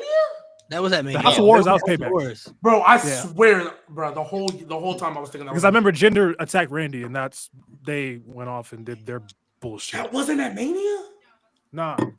Damn, Mania was the one where they projected the maggots on the ring. Well, okay, so that's what I'm talking about then. Yeah, that wasn't the House of Horrors though. No, okay, no. that was a regular singles match, which actually makes it worse. Okay, so then, I lump it all together, but because I thought all of it happened, but no, that match where they projected the bugs on the ring, that makes it worse. Match. That shit was horrendous, and it was so disappointing too. I hate that match. What did I say? 3. What's it called? What was the other match I couldn't stand? I didn't write these ones down because I had the other ones written down. Fuck. Shit. That tag team classic with the women. I'm not gonna lie. 39. Yeah. For night 2. That was bad. That was bad. Like, because watching it real time, it's like I get we need everybody on the card, but what are we doing? We didn't need everybody on the card. What are we doing? What are we doing? Yeah, that aggravated my soul. Was that 5? 5. No, I know what 5 is. Jey Uso versus Jimmy Uso. Fair enough. And honestly, it's because the build was damn near great. I won't say top tier, but it was damn near great. Yeah. And for them to put on that bullshit, I wasn't shocked. Yeah. Nate, you want to go? Yeah, I like G. I didn't write these ones down, so I'm thinking them as we go. Number 1, I literally was going to type in Roman Reigns versus someone else, but it autocorrected to Taker. I was like, actually, let's do that one. Roman Reigns versus Taker, WrestleMania 33. That. And just the fact that Taker didn't really retire after that, cool. Ages worse. And this is personal, right? This is just things we just personally don't like. Okay, so I got Roman versus Triple H. That was the one I originally wanted to write. Was Roman versus Triple H? Just why are we doing this? I'm gonna give Roman a break because I don't want to shit on him too much. You could have kept going. I'm just gonna say he got some bad ones. I mean, we could have. I feel like the Triple H match, like the match quality wasn't bad. It just went on so long, it was boring. Like it was like 30 minutes, bro. Like, speaking of Triple H, and some people might hate me for this one, Triple H versus Seth Rollins, WrestleMania 33. Fuck that match. Too long. Damn near fell asleep during that match. Yes. Well, not ass. It was just boring. I fell asleep. I almost fell asleep. It dragged. The show's already long enough. It dragged way too long. That's number 3. Let's see. What else? Something personally that I just don't like. I mean, it's got to be on here. Taker versus Gonzalez, bro. Like, what are we doing? What are we doing? I just watched that show. Like, what are we doing, bro? I remember being like 9 and watching this and be like, this is ass.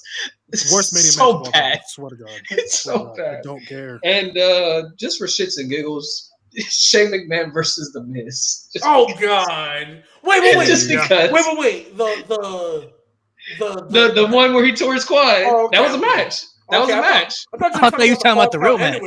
I was like, the 35. Yeah, I enjoyed that was straight. Hey, but honorable mention, I didn't say it, but obviously we all know everybody hates Roman versus Brock at 34. Yeah, we know. That's on my list. That's on my list. Everybody know that. We don't gotta be on that. Like, yeah. Oh, I will. I'm telling you. Lewis, you want to go? Yeah, I'll go. At number 1, Brett versus Vince at 26. That shit. That shit is trash. I blocked that shit out of my mind. One of the worst fucking, probably the worst fucking Mania match. That card. I swear to God, that shit was. What was the reason? Like most of the match was the wannabe Hart Dynasty jumping Vince outside. Yeah, it was. I guess it was so Vince could give Brett his. I don't give a fuck. If it was like 5 minutes, cool. They dragged it. That's the thing. Bro, that shit was ass. Yeah. Bret Hart wrestling in the shorts and t-shirt. Oh my god. Oh, nasty. Him beating Miz was ass too, but we'll get to that later. That's real. Yeah. Jimmy versus Jay. Don't need to go any further. Number 3, Malik. I think you might probably have this on your list, but I genuinely cannot fucking stand because the hype, the mystery behind it, and what we actually got. Braun Strowman and Nicholas versus the Bar. I hate that fucking match. I hate it. I was laughing. I ain't gonna lie. I'm one of the few people that actually like that match. Yeah, I was laughing, but it's stupid. I was laughing. Yeah, I was laughing too. They had a chance but to it's do dumb. something so cool with the mystery partnership, and the best thing you gave us was Nicholas. And it should have been Bobby. Not only that, but you squashed one of the best tag teams you had in your time frame. Yep. That shit was ass. I mean, Braun Strowman squashed the whole tag team division the night before. It was ass too. Yeah. Well, that goes into the whole it. handle was ass, and then your execution, like, okay, at least Braun Strowman might team up with somebody cool. No, it's Nicholas. And then on top of that, you had to give up the tag titles 2 weeks later because he had fucking school. The next night. The next night, that shit was ass. Where Nicholas at, bro? Come get your belt back. Number 4, I love both these guys, but it's Angle and Corbin at 35. Like, yeah, that shit's ass. Like, why not? Like, and especially when you find out Angle really wanted to go out with Cena. Like, why couldn't you? Exactly.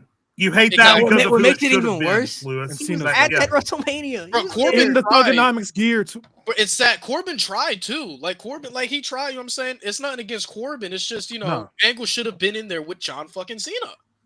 Should have been. Yeah. And it was out. On top of that, Angle lost. On top of that. Number 5, I had to put hatred in for this bitch somewhere. My Via versus Cena at 29, dog shit, ass. I hate the build. I hate the story. I hate everything. Shit's trash. The motherfucker tore every bone in his body 2 minutes in. That shit was so bad. Like Cam, bro. I'm tired of hearing that. Tired of hearing. At least he put over Cena this time around. But I hate the what match. do you have? So in order, number 5. Khali versus Kane, WrestleMania 23. It's exemplary of why the fuck I hate the Great Khali. Number 4, Hogan versus Yoko, WrestleMania 9, worst main event of all time. Cannot change my mind. WrestleMania number 3, Lesnar versus Reigns, WrestleMania 34. Is that not then the worst main event of all time? No, yes. No. Hogan Yoko's the worst. But the fact that the first match was so good. And they did everything wrong in the second match. It's just everything going into it, everything during the match. 6 F5s. What are we doing? Fuck that match. Number 2, Cole versus Lawler, WrestleMania 27. It is the worst match on my least favorite show of all time. So fuck that shit. And number 1, Gonzalez versus Taker, WrestleMania 9. Worst match on the worst WrestleMania of all time. Can I be devil's advocate with the call? No. I don't want to hear. I don't want to hear. Oh, gee. We're running out of time. Even if we have time, I don't want to hear shit. Next. Gee, no. Damn, y'all. Gee, no, bro. No. There's no caping for WrestleMania 9. Absolutely not. No, 9 one of the worst WrestleMania. No, he's talking about Cole versus Lawler, bro. Oh, yeah, absolutely. I don't want to hear nothing else. I was just playing. That's even worse. You better. So my list is a little bit different. I have the 5 matches that I hate the most. I have Randy Orton, Triple H, WrestleMania 25. Just for the fact the build was so good, only for the match to be as bad as it was. Super disappointing. Michael Cole versus Jerry Lawler. I just don't understand why they gave Jerry Lawler his only WrestleMania match ever against Michael Cole out of all people. Like, they couldn't find anybody better.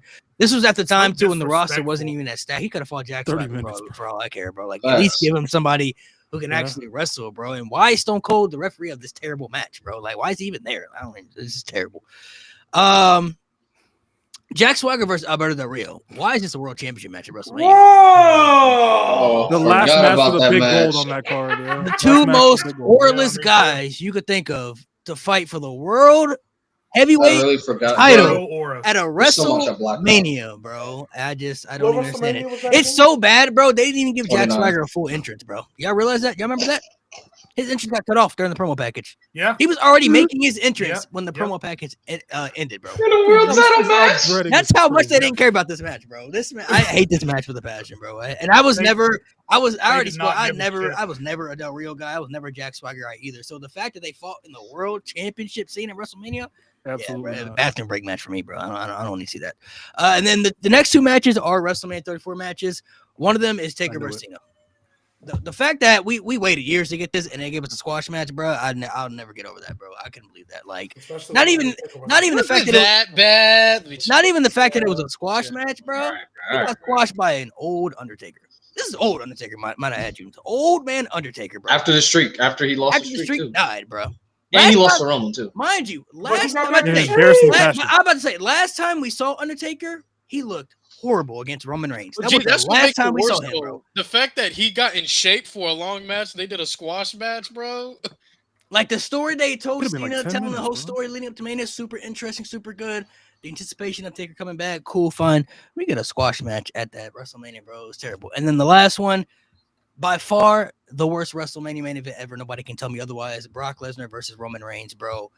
They built this match up like this was going to be something great. It's going to be a cooking match right here. You put the two guys in the main event that the fans did not care enough to see or want to fight for the championship. And nobody genuinely reacted to anything they did in this match. Roman Reigns bled in this match and people still didn't care. That's how bad it was, bro. There's nothing they could have done to make this work. And the fact that Roman Reigns took 6 F5s when we saw other guys get beat with just one. And Roman Reigns had it took 6 to take down Roman Reigns at WrestleMania, bro. It is the worst main event they've ever had in the history of WrestleMania, bro. I don't care what anybody says. I've always said that should have been a triple threat. They should have found a way to put Seth in there. And put Seth in there. Could have been sure. Could have been cool. The story could have wrote itself. Balor could have won the IC title in the opener. Cool. That shit was ass. No, it was definitely bad, man. It was definitely bad. The next two we could run through. We could do. I want to see what y'all have for the worst WrestleManias ever. We're talking about the shows now. We're talking about just. Let me go first. Shows in total, right? Go ahead. At number 5, WrestleMania 27. It's just you should know better by 2011. You've done WrestleMania since 1985. You should just know better. Number 4, WrestleMania 4. This doesn't get enough slander. It is so boring, and it is saved by the fact Savage won. They did a fucking tournament at WrestleMania. What the fuck are we doing? They lucky Savage won. But you know what though? And what was that? What year was that? 1988. 88. In 88, they probably thought that shit was good. I'm talking about in that year. It could have been good if it would have been like in that man, and then they had just done one of the. They had just done 3, which turned out to be one of the greatest WrestleManias of all time. That's crazy. And they fought. I swear to God, that's crazy. That's crazy. Go ahead. Number 3, WrestleMania 2. Look, I respect the ambition, but a 3-city concept was not going to work, especially when you're giving them duds. Yeah, 3 cards, 3 arenas, and all of them sucked. The best match on the card was fine at best. Piper versus Mr. Uncle T. Elmer versus Adrian Adonis, bro. Fuck out of here. Number 2, WrestleMania 11. This is the most boring WrestleMania of all time. Just straight up, most boring. And then WrestleMania 9 at number 1. WrestleMania 9 is the absolute worst. Yeah. It's bad booking, bad matches, and then you're supposed to. This was supposed to be the jumping off point for the new generation, and you gave it back to Hogan. Fuck out of here. Fuck WrestleMania 9. Yeah, listen, I don't even have to take up much time because 4 out of the 5, me and Mo agree on. I threw in, just as a caveat, Mania 36, not only because it was at the Performance Center, and you could argue that show just shouldn't have happened at all. But not only that, but there was some terrible booking decisions at that show. Charlotte beat Rhea Ripley. Becky beat Shayna Baszler. There was just the most memorable thing of that show was Kevin Owens jumping off of the sign, and that's literally all I remember from that show.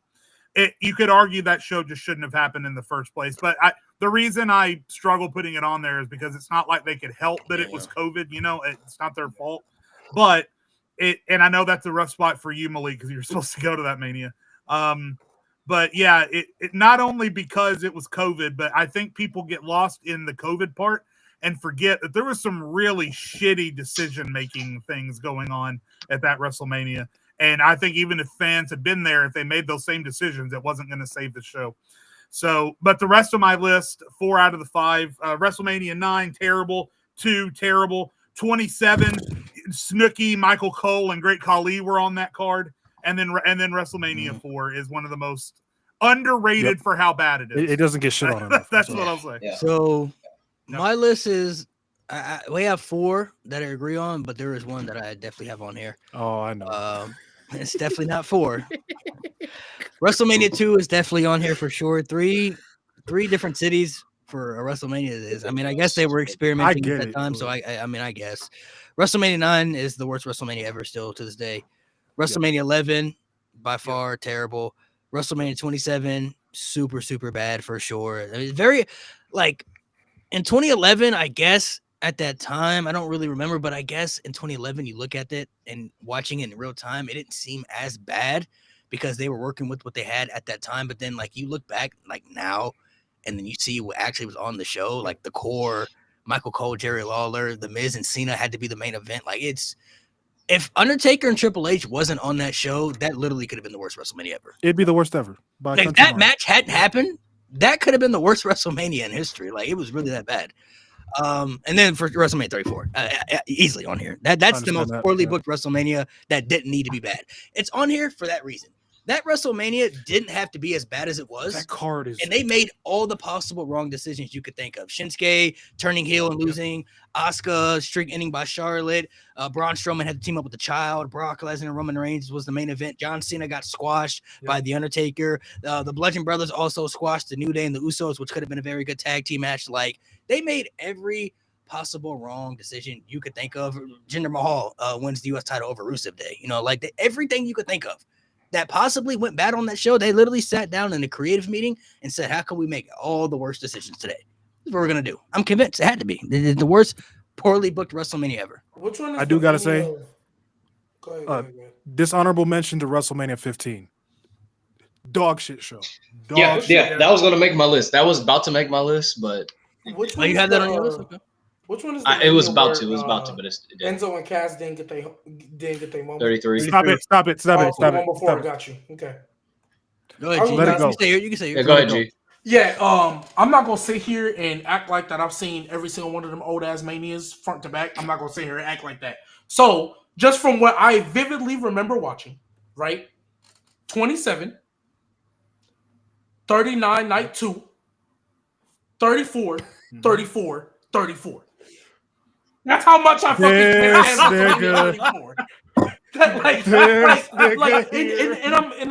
I am trolling, but like in all seriousness, with all the other manias that I vividly remember watching, I didn't really hate a lot of them. I just didn't like certain decisions that made that were like the important ones. But as far as that, like I'm not gonna sit here and act like I've watched. Now I do agree with y'all.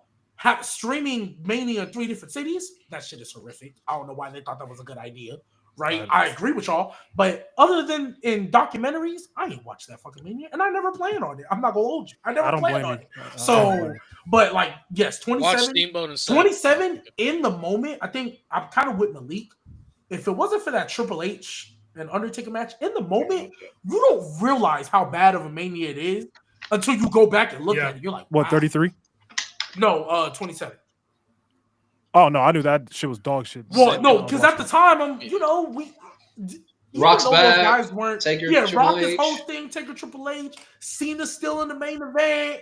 And hey, it's someone different. It's someone different that he's facing. It's like okay, not but then you look back. But then you look back, you're like, oh yeah, you know what I mean. But yeah, 34, 34, 34.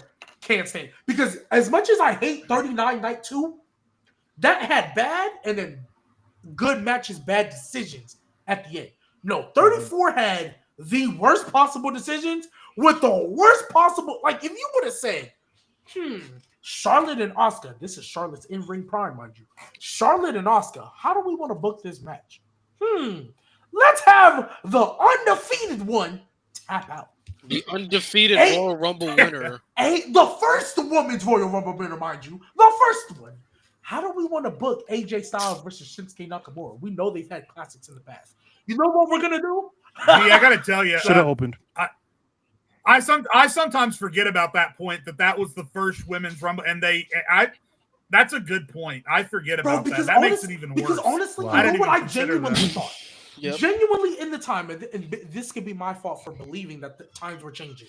When they met, I thought not the whole reason, but I thought when they announced, hey, we're going to have a women's Royal Rumble, I said, this is great.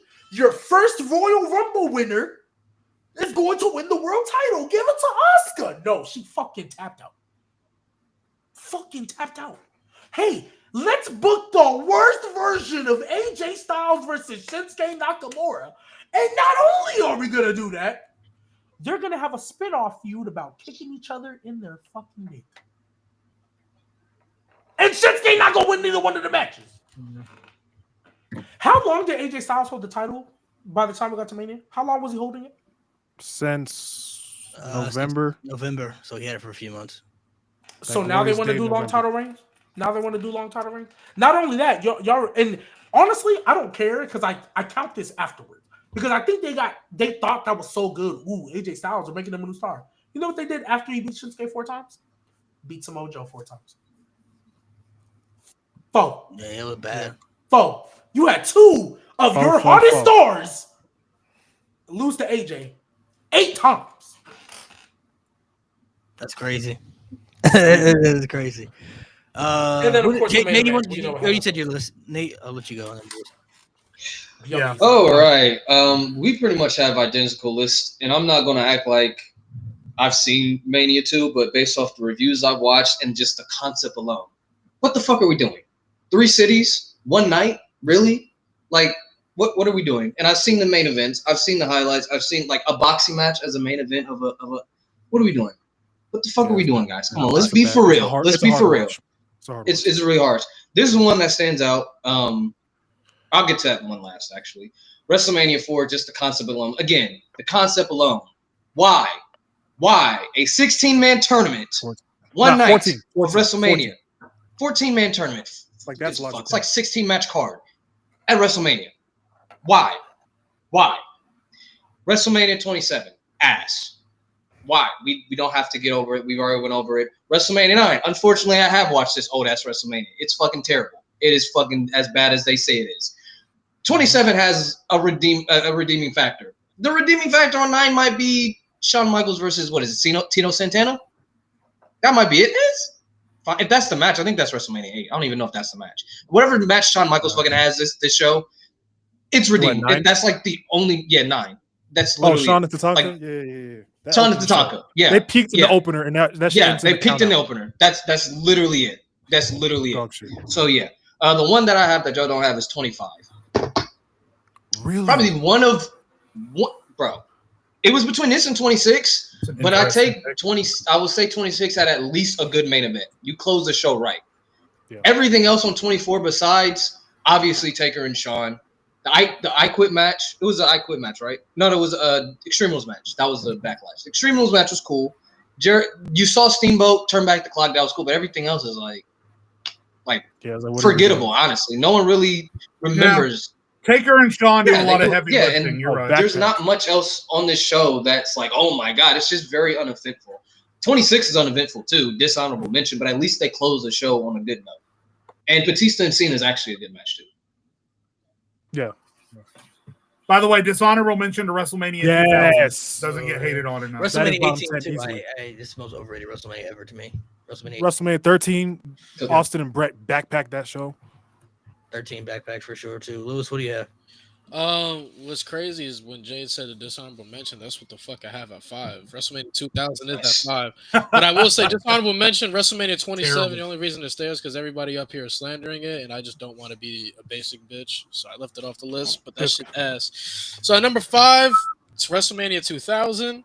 And number 4, WrestleMania 29. That shit suck ass. Number 3, WrestleMania 32. That shit suck ass. I'm sorry. That shit was ass.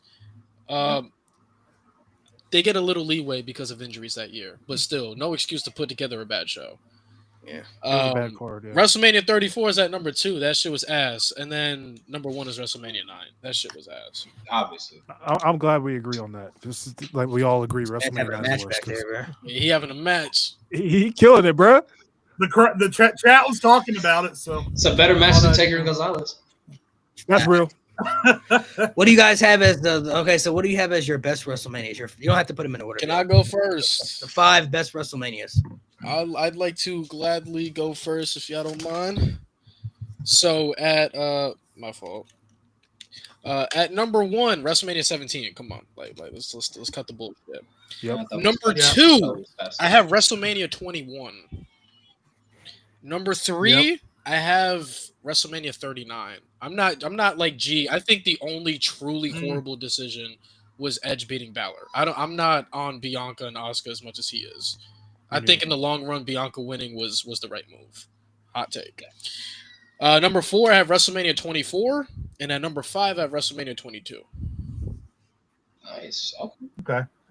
I was waiting to see if you were just going to run down my list. Mine's a little bit different. Number one is X7. There's just something magical about X7. I mean, I can't watch the My Way high promo package without bursting into tears with how beautiful it is. It's so good.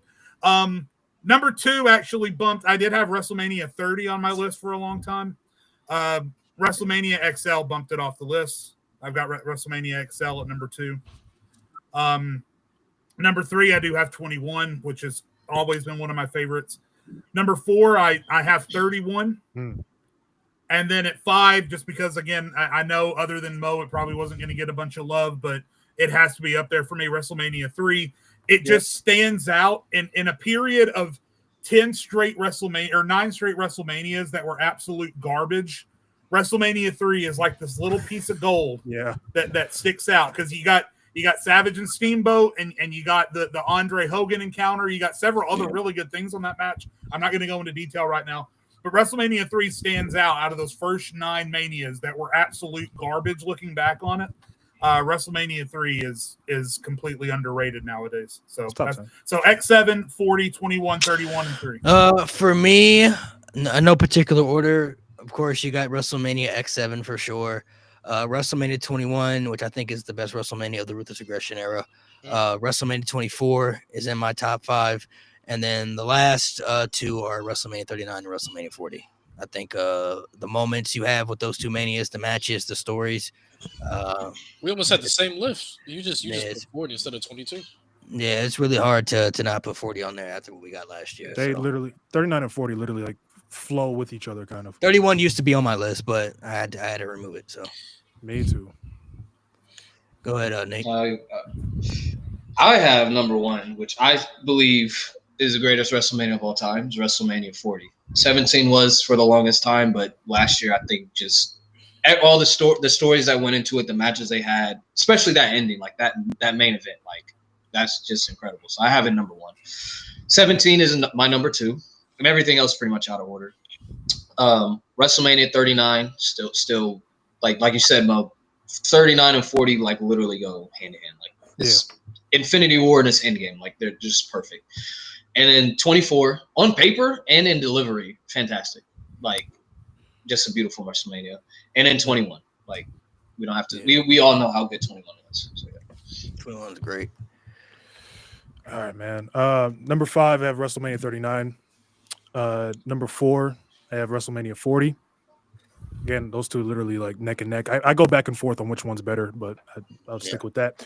The rest, number 3, I'm sad none of y'all had it. WrestleMania 19. I think the match quality is insane on that show. I mean, it's cool. Barely missed my list. I'm tired of y'all. It's good though. It's a really good mania. Number 2, WrestleMania 21. I think if it had stuck the landing with the match quality in the main events, it would have definitely been my number 1. I'm actually editing a review on that right now. And then number 1, WrestleMania X7. Best wrestling show I've ever seen. Full stop. I love that show to bits.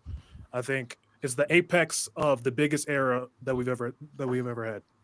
And I think for that you gotta tip the cap. I mean, not crazy to say. So these next 2 are big. I separated it just because some people separate the builds from the matches. So I mean, it just depends on how you look at it. But if you don't mind, Malik, you can introduce it. But I want to go first, and I want to give mine. I need to give them all at once, because I'm gonna have to jump off here soon. I wanted to hang out long enough to make sure I got. But I'll let you guys kind of build the whole list. But anyway, go ahead. Sorry, you were saying what it was. So these lists are going to be different. We're going to separate the best WrestleMania matches with storyline builds and without storyline builds. So we'll start with the 5 best bell-to-bell in-ring matches that you think have taken place at WrestleMania without the build, not counting what the storyline meant, just the match quality itself. So for me, I've said this consistently the entire time we've been doing this podcast. Every time we talk about greatest WrestleMania matches, for me, the greatest in-ring wrestling match is still Angle versus HBK at Mania 21. It's nearly perfect. The way that they sell the injuries and the way that they go back and forth and the way that they incorporate elements of the story into it. Beautiful. Taker versus HBK at WrestleMania 25. Again, no explanation needed. Again, maybe this is a wild card. I don't know, but I feel like no explanation needed. Gunther, Drew, and Sheamus at 39. It just stands out. It's so different from all the other ones. Incredible bell to bell. Number 4, again, I know it's chalk for me. Savage and Steamboat at Mania 3. Out of 9 years of terrible bell to bell wrestling matches, that Savage and Steamboat just sticks out. And then again, for me, because of how different it was, there's any number of matches that could have gone on this list, but this one sticks out for how different it was, but also how impressive it was in the way that the two guys did what they did. Edge and Foley at 22. There is no other match at WrestleMania that comes close to what Edge and Foley at 22 were. And it'd be one thing if it was just a bunch of silly, some silly table spots or some thumbtacks or whatever.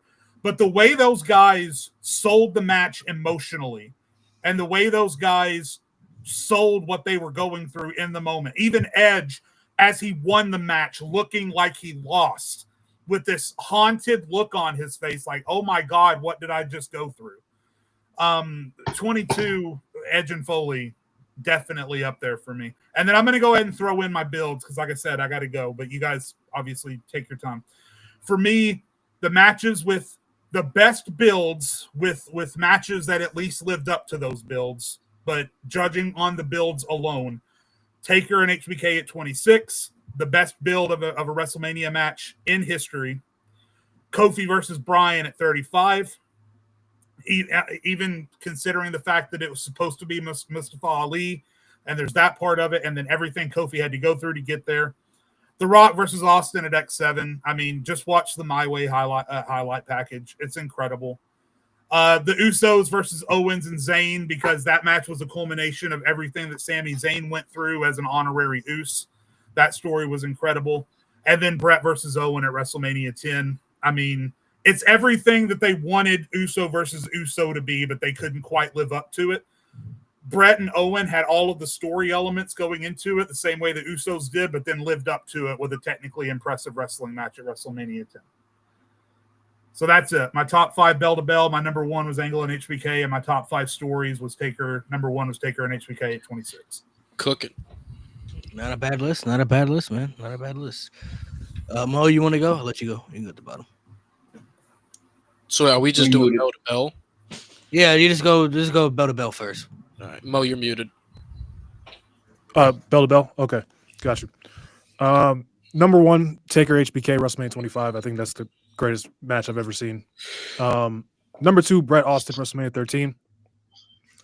Number 3, Angle HBK WrestleMania 21. Number 4, End of an Era WrestleMania 28. And at number 5, Austin Rock WrestleMania X7. Okay. Not bad. Lewis? For me, top 5 matches bell to bell. Number 1, obviously, I have Gunther versus Drew versus Sheamus. Number 2, I have Shawn Michaels versus Undertaker at 25. Number 3, I have Shawn Michaels versus Kurt Angle at 21. And number 4, I have Savage and Steamboat at WrestleMania 3. And at number 5, I have Shawn Michaels versus Chris Jericho at WrestleMania 19. So underrated. So underrated. Okay. Some of ours are a little similar. So far. Nate? So number 1, Shawn versus Taker 25. Bell to bell is my favorite wrestling match of all time. Just bell to, we're talking strictly bell to bell. Number 2, Shawn versus Kurt WrestleMania 21. probably Sean's second best match at WrestleMania, honestly. Number 3, Triple H versus Daniel Bryan, WrestleMania 30. A lot of people call it the greatest opener of all time. Depending on, there's another match. You have Bret and Owens, but it's definitely top 2.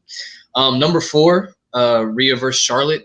Abysmal build, but that match, fucking amazing. Like, blew it out the park.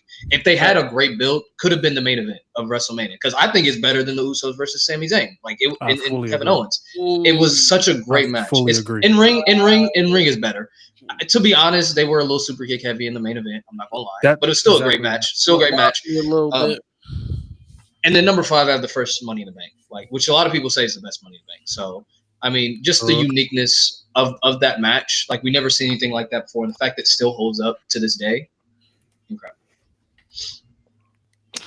So for me, I don't have mine in order, but I have Taker versus Shawn, obviously, at WrestleMania 25. I have Kurt Angle versus Shawn Michaels at WrestleMania 21. End of an era Hell in a Cell, which I think is the greatest Hell in a Cell match of all time. Undertaker versus Triple H at WrestleMania 28.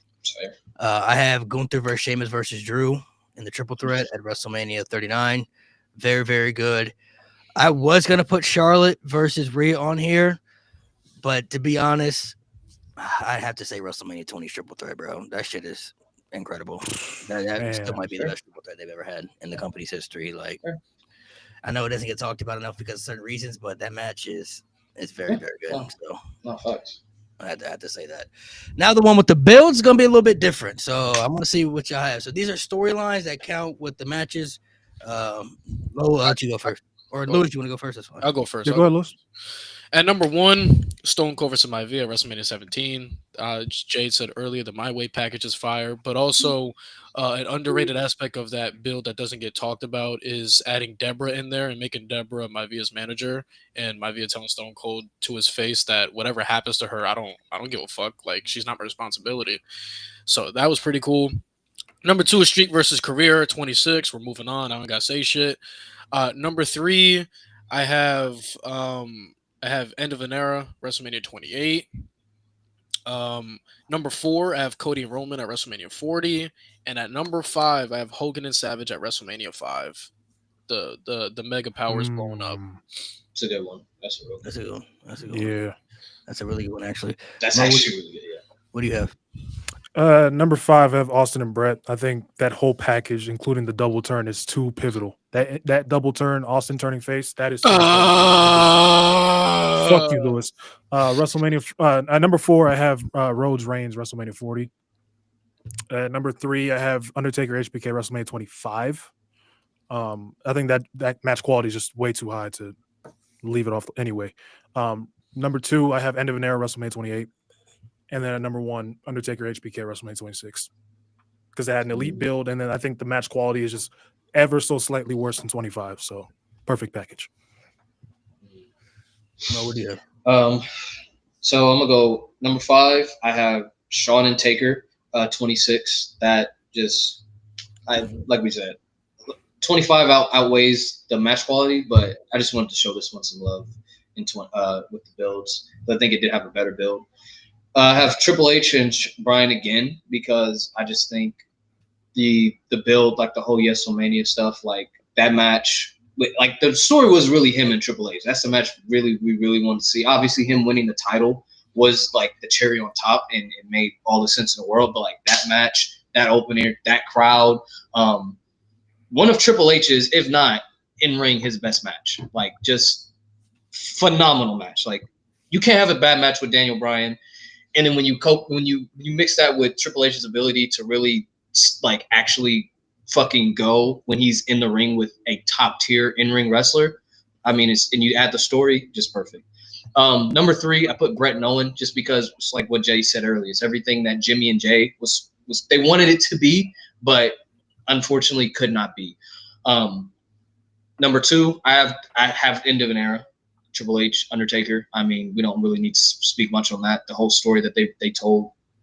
And then number 1, I have Cody versus Roman. I just everything they did from, and it's not even their storyline. It's the storylines that like you have once in a lifetime in there. You have the Shield in there. You have the Undertaker being the conscience of WWE in there. Like there's so many layers to that match that like WWE will never be able to repeat this type of story again. Like when you really peel back every single like reference and thing that happened in the timeline, you literally cannot duplicate this match. This match is like literally everything professional wrestling can be. Like when professional wrestling is at its best, it's this match. It's this match, it's this build, it's everything that culminated in that match. It's so fucking beautiful. It's so fucking great. And that's why I think it's the greatest professional wrestling match of all time when you take in every single aspect of professional wrestling.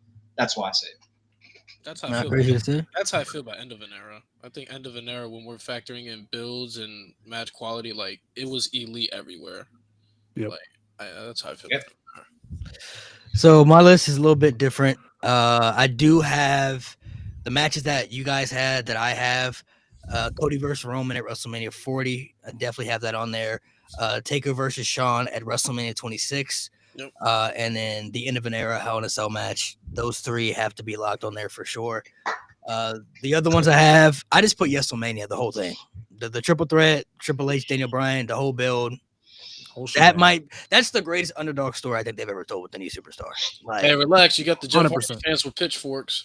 I'm a Jeff Hardy fan, and I'm telling you that that's the best underdog storyline they've ever done. If you look at from what they did to SummerSlam all the way to WrestleMania, it's the best build they've ever done for an underdog story. Like it unintentionally too. That's not close either. Unintentionally, like the cash in, and then what. Daniel Bryan winning the title back, and then they took it from him, and then him having to go through the Wyatts, and then he also got screwed by Shawn Michaels in the Hell in a Cell, and then honestly, in hindsight, keeping him out of the Royal Rumble added to the story. You know what I'm saying? Like him not being in the Royal Rumble, it made sense to the story. Evolution, it's unironically reforming to just take it down. Like, it's just the fact. It's the fact that they never really touched on it that makes it so much like shitty. You know, literally, see what WWE was trying to rob Daniel Bryan. Yeah, they could have just said, "We don't want you. We don't want you as champ, so you're not going to be in there." My favorite part of that whole build, Malik mentioned it, when he was in the steel cage with Wyatt, that yes chant was nuclear. Dude, oh my god, that really helped Daniel. That made me Daniel Bryan. Really helped. Yeah, that actually helped Daniel. Daniel Bryan. That feud was so good. Daniel Bryan. And the match not only has the best underdog storyline build I've ever seen. He has one of the best popularity peaks maybe ever in wrestling history. Like his popularity peak was so crazy. And then for me, I have the once in a lifetime on here, bro. That whole year, Bill. I'll never forget the day they announced that match. Me neither, bro. I was still in middle school at the time, so obviously, but damn, Monk. The next day they announced. The next day, I told my mom, I was like, "Hey, this date, I'm gonna need that pay-per-view. I don't know what you have to do, but this is the date. Write it down, just so you remember." I kept reminding her the whole year. Hey, it was April 1st, 2012. Just need that. Like she was like, you can go back and rewatch it. No, I had to see it in the moment. You don't understand. This is The Rock and John Cena we're talking about, and the build I feel like was really good, especially when you know the backstories, like where they didn't really like each other. Cena throwing the jab with the promo on the wrist. You know, the Rock concert, like them making it work, and I thought the match was really good too. Like the environment, like it was a match. Like when you watch that, it was a match.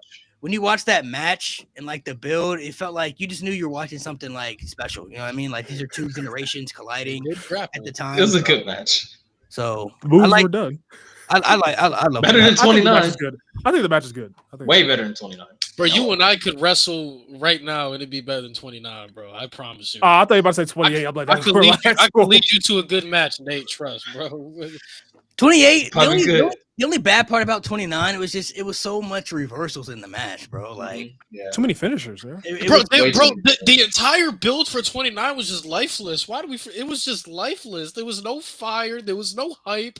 Cena and Punk were the best thing through that build, and once that shit was over, I was not hyped for the main event.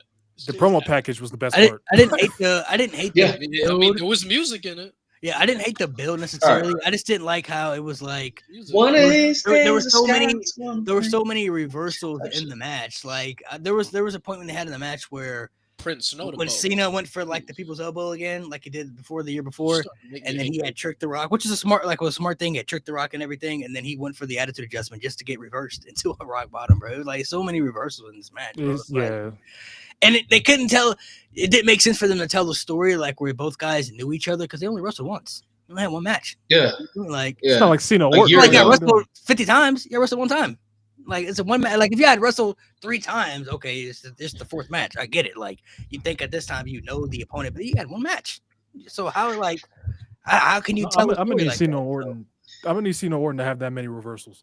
Next time they wrestle. Now, if they did it for like a Cena Orton match, I can understand that because they've wrestled so much. So it's like now these two know each other very well. Like they're like they did that at the Royal Rumble. They use each other's moves. Yeah, like God. If only they added Punk like Punk wanted. He didn't even want to win. He just said, "Just put me like it makes sense. Put me in the triple." He deserved it, bro. If they had did that triple threat, it'd have been so much better. And then they could have easily, if they had did that match. You still could have did Brock versus Triple H. That was cool. That was a good build and everything. You could have did Undertaker and Randy again. Who would have cared? You could have did, bro. You could have just did Undertaker and Chris Jericho. That would you.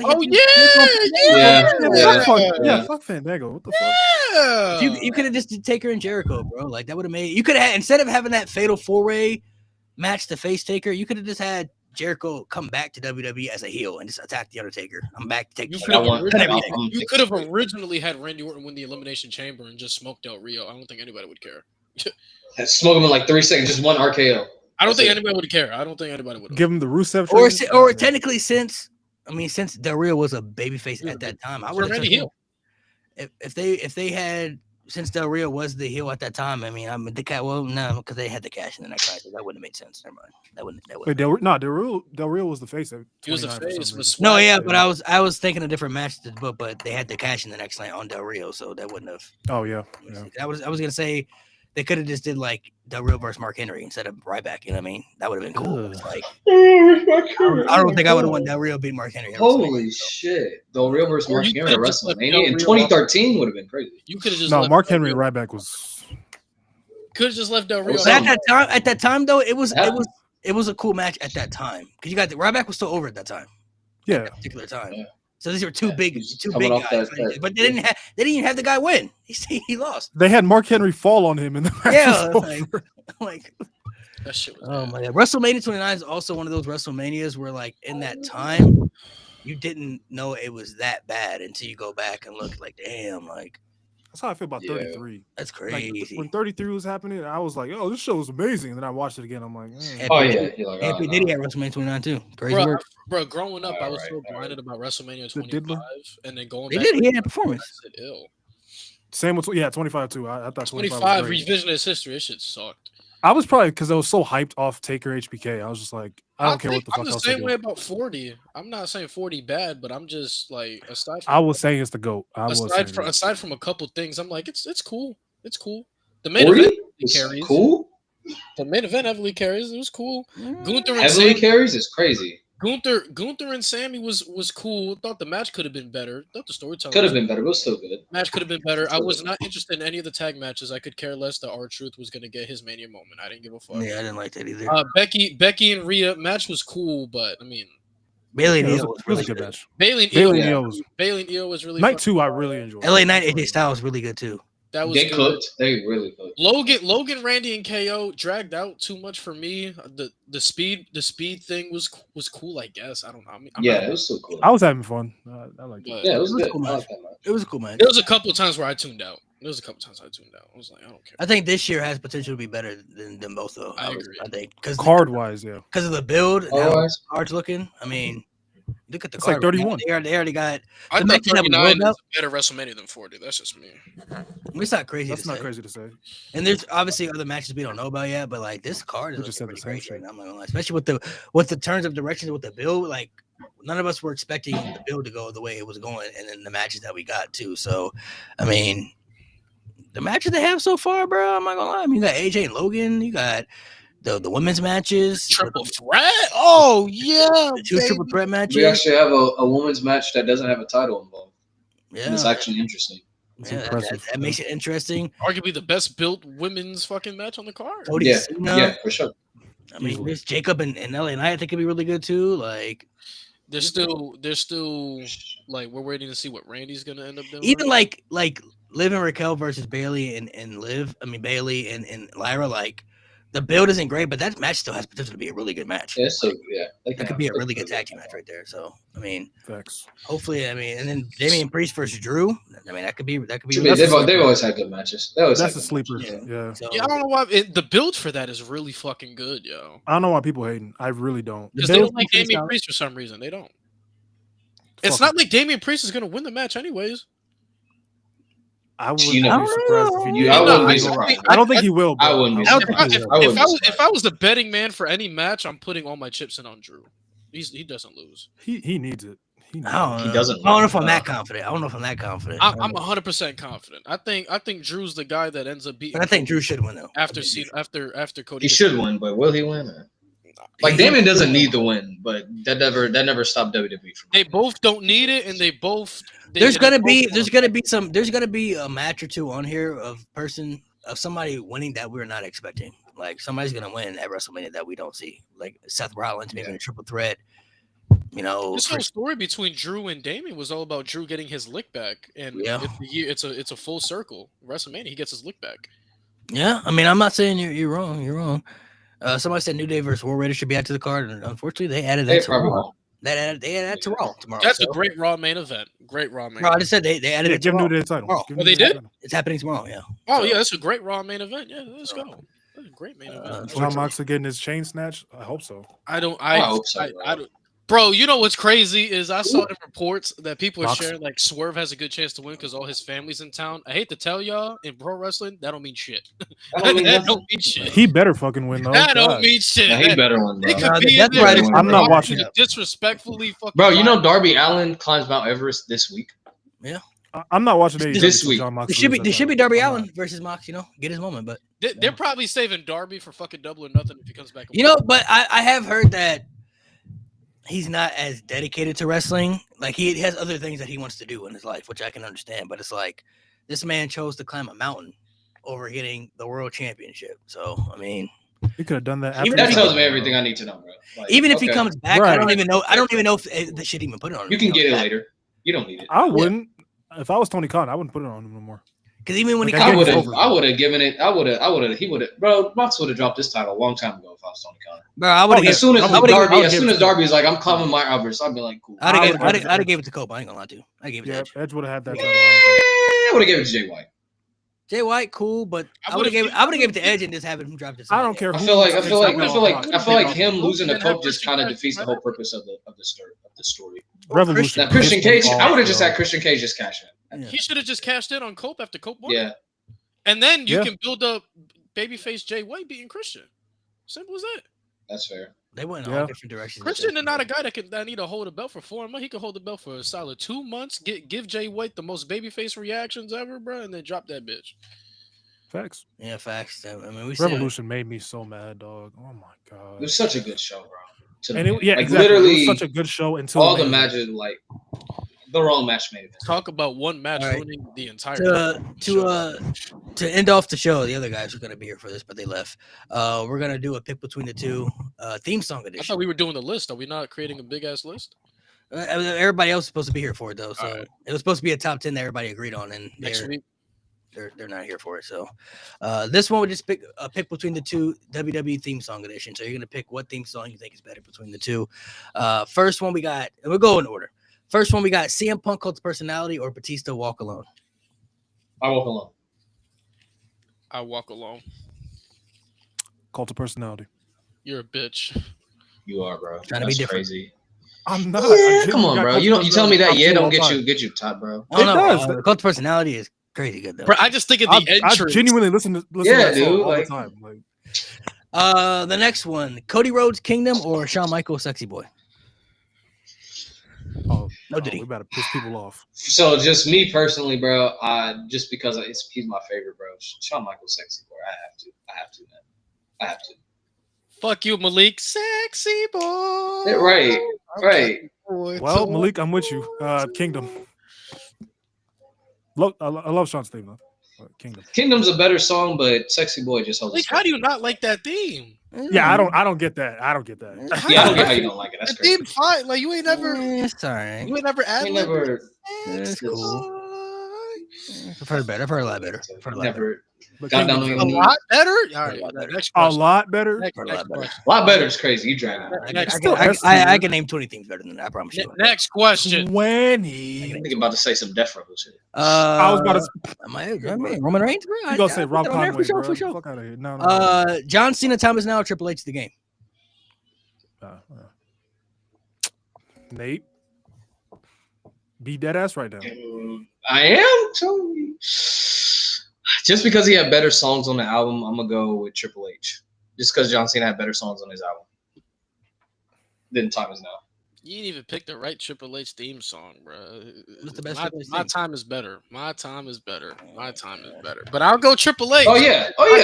My time is better. Absolutely. My time is better. Mo, stop disagreeing. Stop. My time is better. No, we're not. Come on, bro. Y'all tripping. My time is better. I'm gonna go off here. I'm gonna listen to both songs for the billionth time, and I'm gonna tell you my time is better. The game. It's his best theme. We all know this, bro. No, I listen to the game in the gym, bro. What is one you picking, Mo? Say the documentary. The game. Okay. We all got the game. This one right here. Randy Orton voices or Edge Metalingus? Oh, Metalingus. To me, is that my favorite? I think that's my favorite of all time. Right there.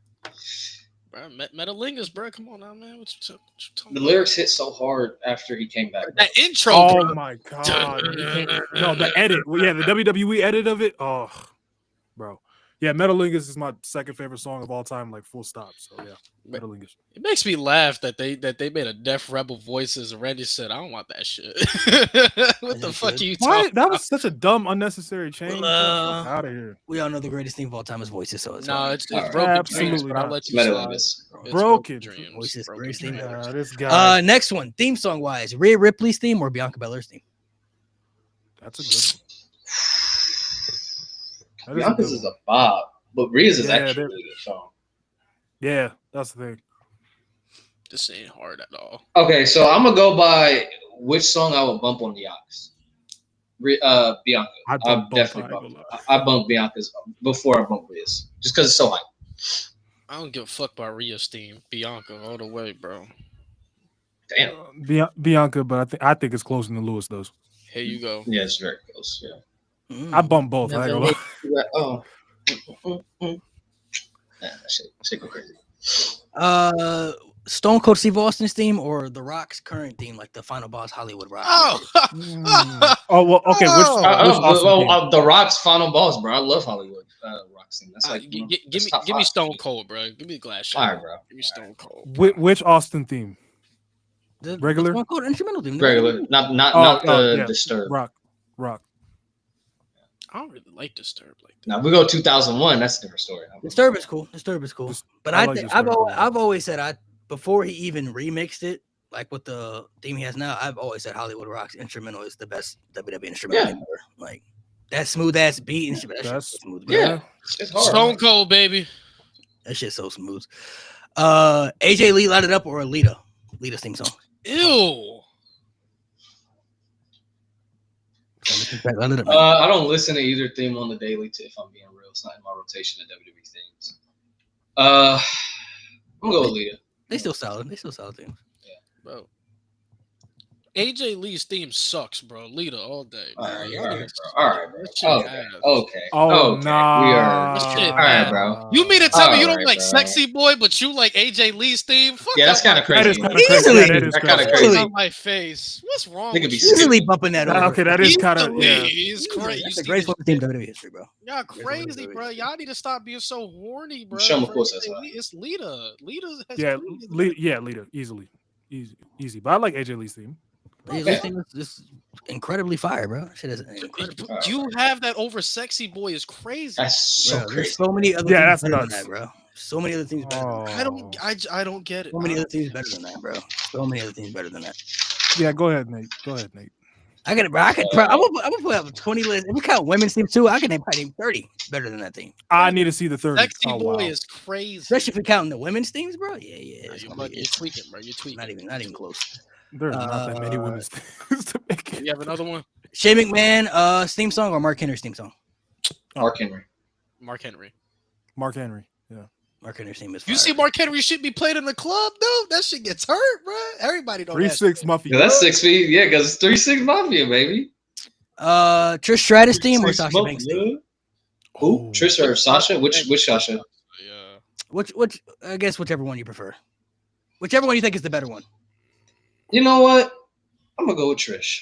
Yeah, I'm gonna go with Trish. I'm gonna go Sasha. Which version? Not by much. The first version. I don't like the second version. I don't like the Snoop Dogg version. I don't like the Snoop version at all. The first version is really good. Last one, Chris Jericho, Break the Walls Down, or Seth Rollins' current theme? Now this is close, man. Which one? Break Chris the Jericho, walls Break down. the Walls Down, or Seth's current theme? Break the walls down. Yeah, I'm gonna go Break the Walls Down, bro. When that guitar comes in after, yo. Yeah, Break the Walls Down. Yeah. Yeah, that guitar intro is pretty sick. Dog, it's just the aura of the entrance when he's standing there like this, bro. Just aura, bro. He aura farming. No, I do like the entrance aspect of the countdown and the pyro and stuff. And then I didn't like the first version, like the Attitude Era version. I like the one when he came back. Yeah, no. Like the 07 one when he came back. That shit is really good. That shit is really, I really agree. good. Plus the countdown. So like, I was really mad when he got rid of that countdown. I ain't gonna lie. It pissed me off. He started using it again like 2016 until he turned heel. Yeah, he got rid of it because he was a heel, but like even when he turned back babyface, they never brought it back. I'm like, bro, just bring back the countdown. Prime Jericho, how I miss you, bro. Like that countdown. Oh, you mean 2016 Jericho? Oh yeah. That's not Prime Jericho. It is to me. That's my favorite Jericho. It's one of his peaks. It's one of his. That's funny. That is my favorite Jericho. That is funny as hell, Jericho. But I'm talking about like, oh wait, Jericho, bro. Oh yeah, that's peak. Yeah, that's peak. But like my favorite Jericho is always gonna be 2016, bro. What the hell is that? I missed the list so much, bro. He just put every. Bro, that nigga got the word "it" over, bro. Oh my god. Yeah. Would you please shut the hell up? Chris Jericho was really in his bag at that time too. You just make the list. He never won a Money in the Bank match. It's And crazy. he literally created it. Now he's the learning tree. Come a long way. I hope Brian Keith beats him. Bye, guys. No, bro. No. Hi, guys. Well, he's facing It was Bandito. funny in the beginning, though. That shit was He funny. better fucking lose. Brian Keith better beat the shit out of this. He better take that mask too, bro. Taking that mask, bro. Oh nah. Bro. Why is a Ring of Honor title on the line at a fucking AEW pay-per-view? Mask versus champion. This is really giving East WWE ECW vibes. Bandito. You say some Bandito? Oh, would they make Bandito a 2-time? I don't know. It's mask versus title, so. Oh, yeah. Okay, yeah. If he loses, he has to get rid of the mask. So I don't see that happening, but. Oh yeah, Bandito 2-time coming, baby.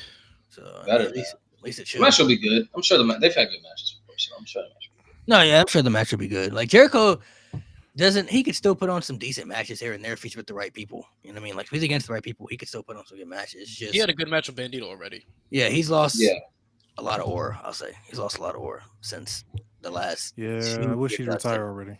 Last 2 years, so he just needs to take a break and come back. All right, well, appreciate you guys coming through. Next week we'll be doing our WrestleMania predictions since WrestleMania is 2 weeks away. So next week we'll have Mania predictions and we'll hopefully know at least the entire card because they're still announcing matches for some reason last minute. So hopefully every match will already be confirmed.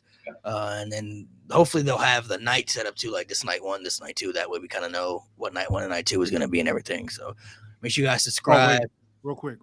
Brock Lesnar officially announced his retirement. What? Oh, huh? Yeah. He's cooked anyway. But, hold on. Wait. Twitter? Yeah, so basically a fan walked up to Brock and asked if he was coming back, and he said he's not, and that he's retired. So that doesn't mean nothing in wrestling. Come on now. We know that. Everybody says they're retired and they come back. I mean, I don't think he's going to be able to come back anyway because they officially.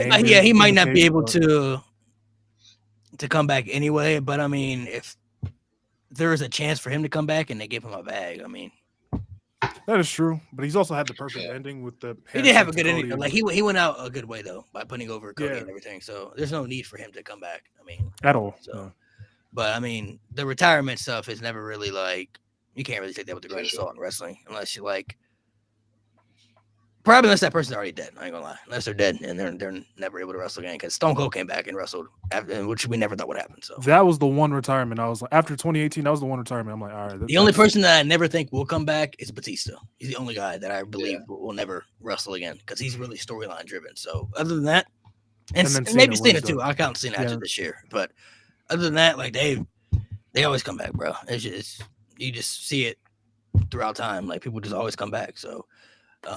But I mean, there's no need for him to come back though. Anyway, so it's not needed, man. So appreciate you, King D. King D. Appreciate.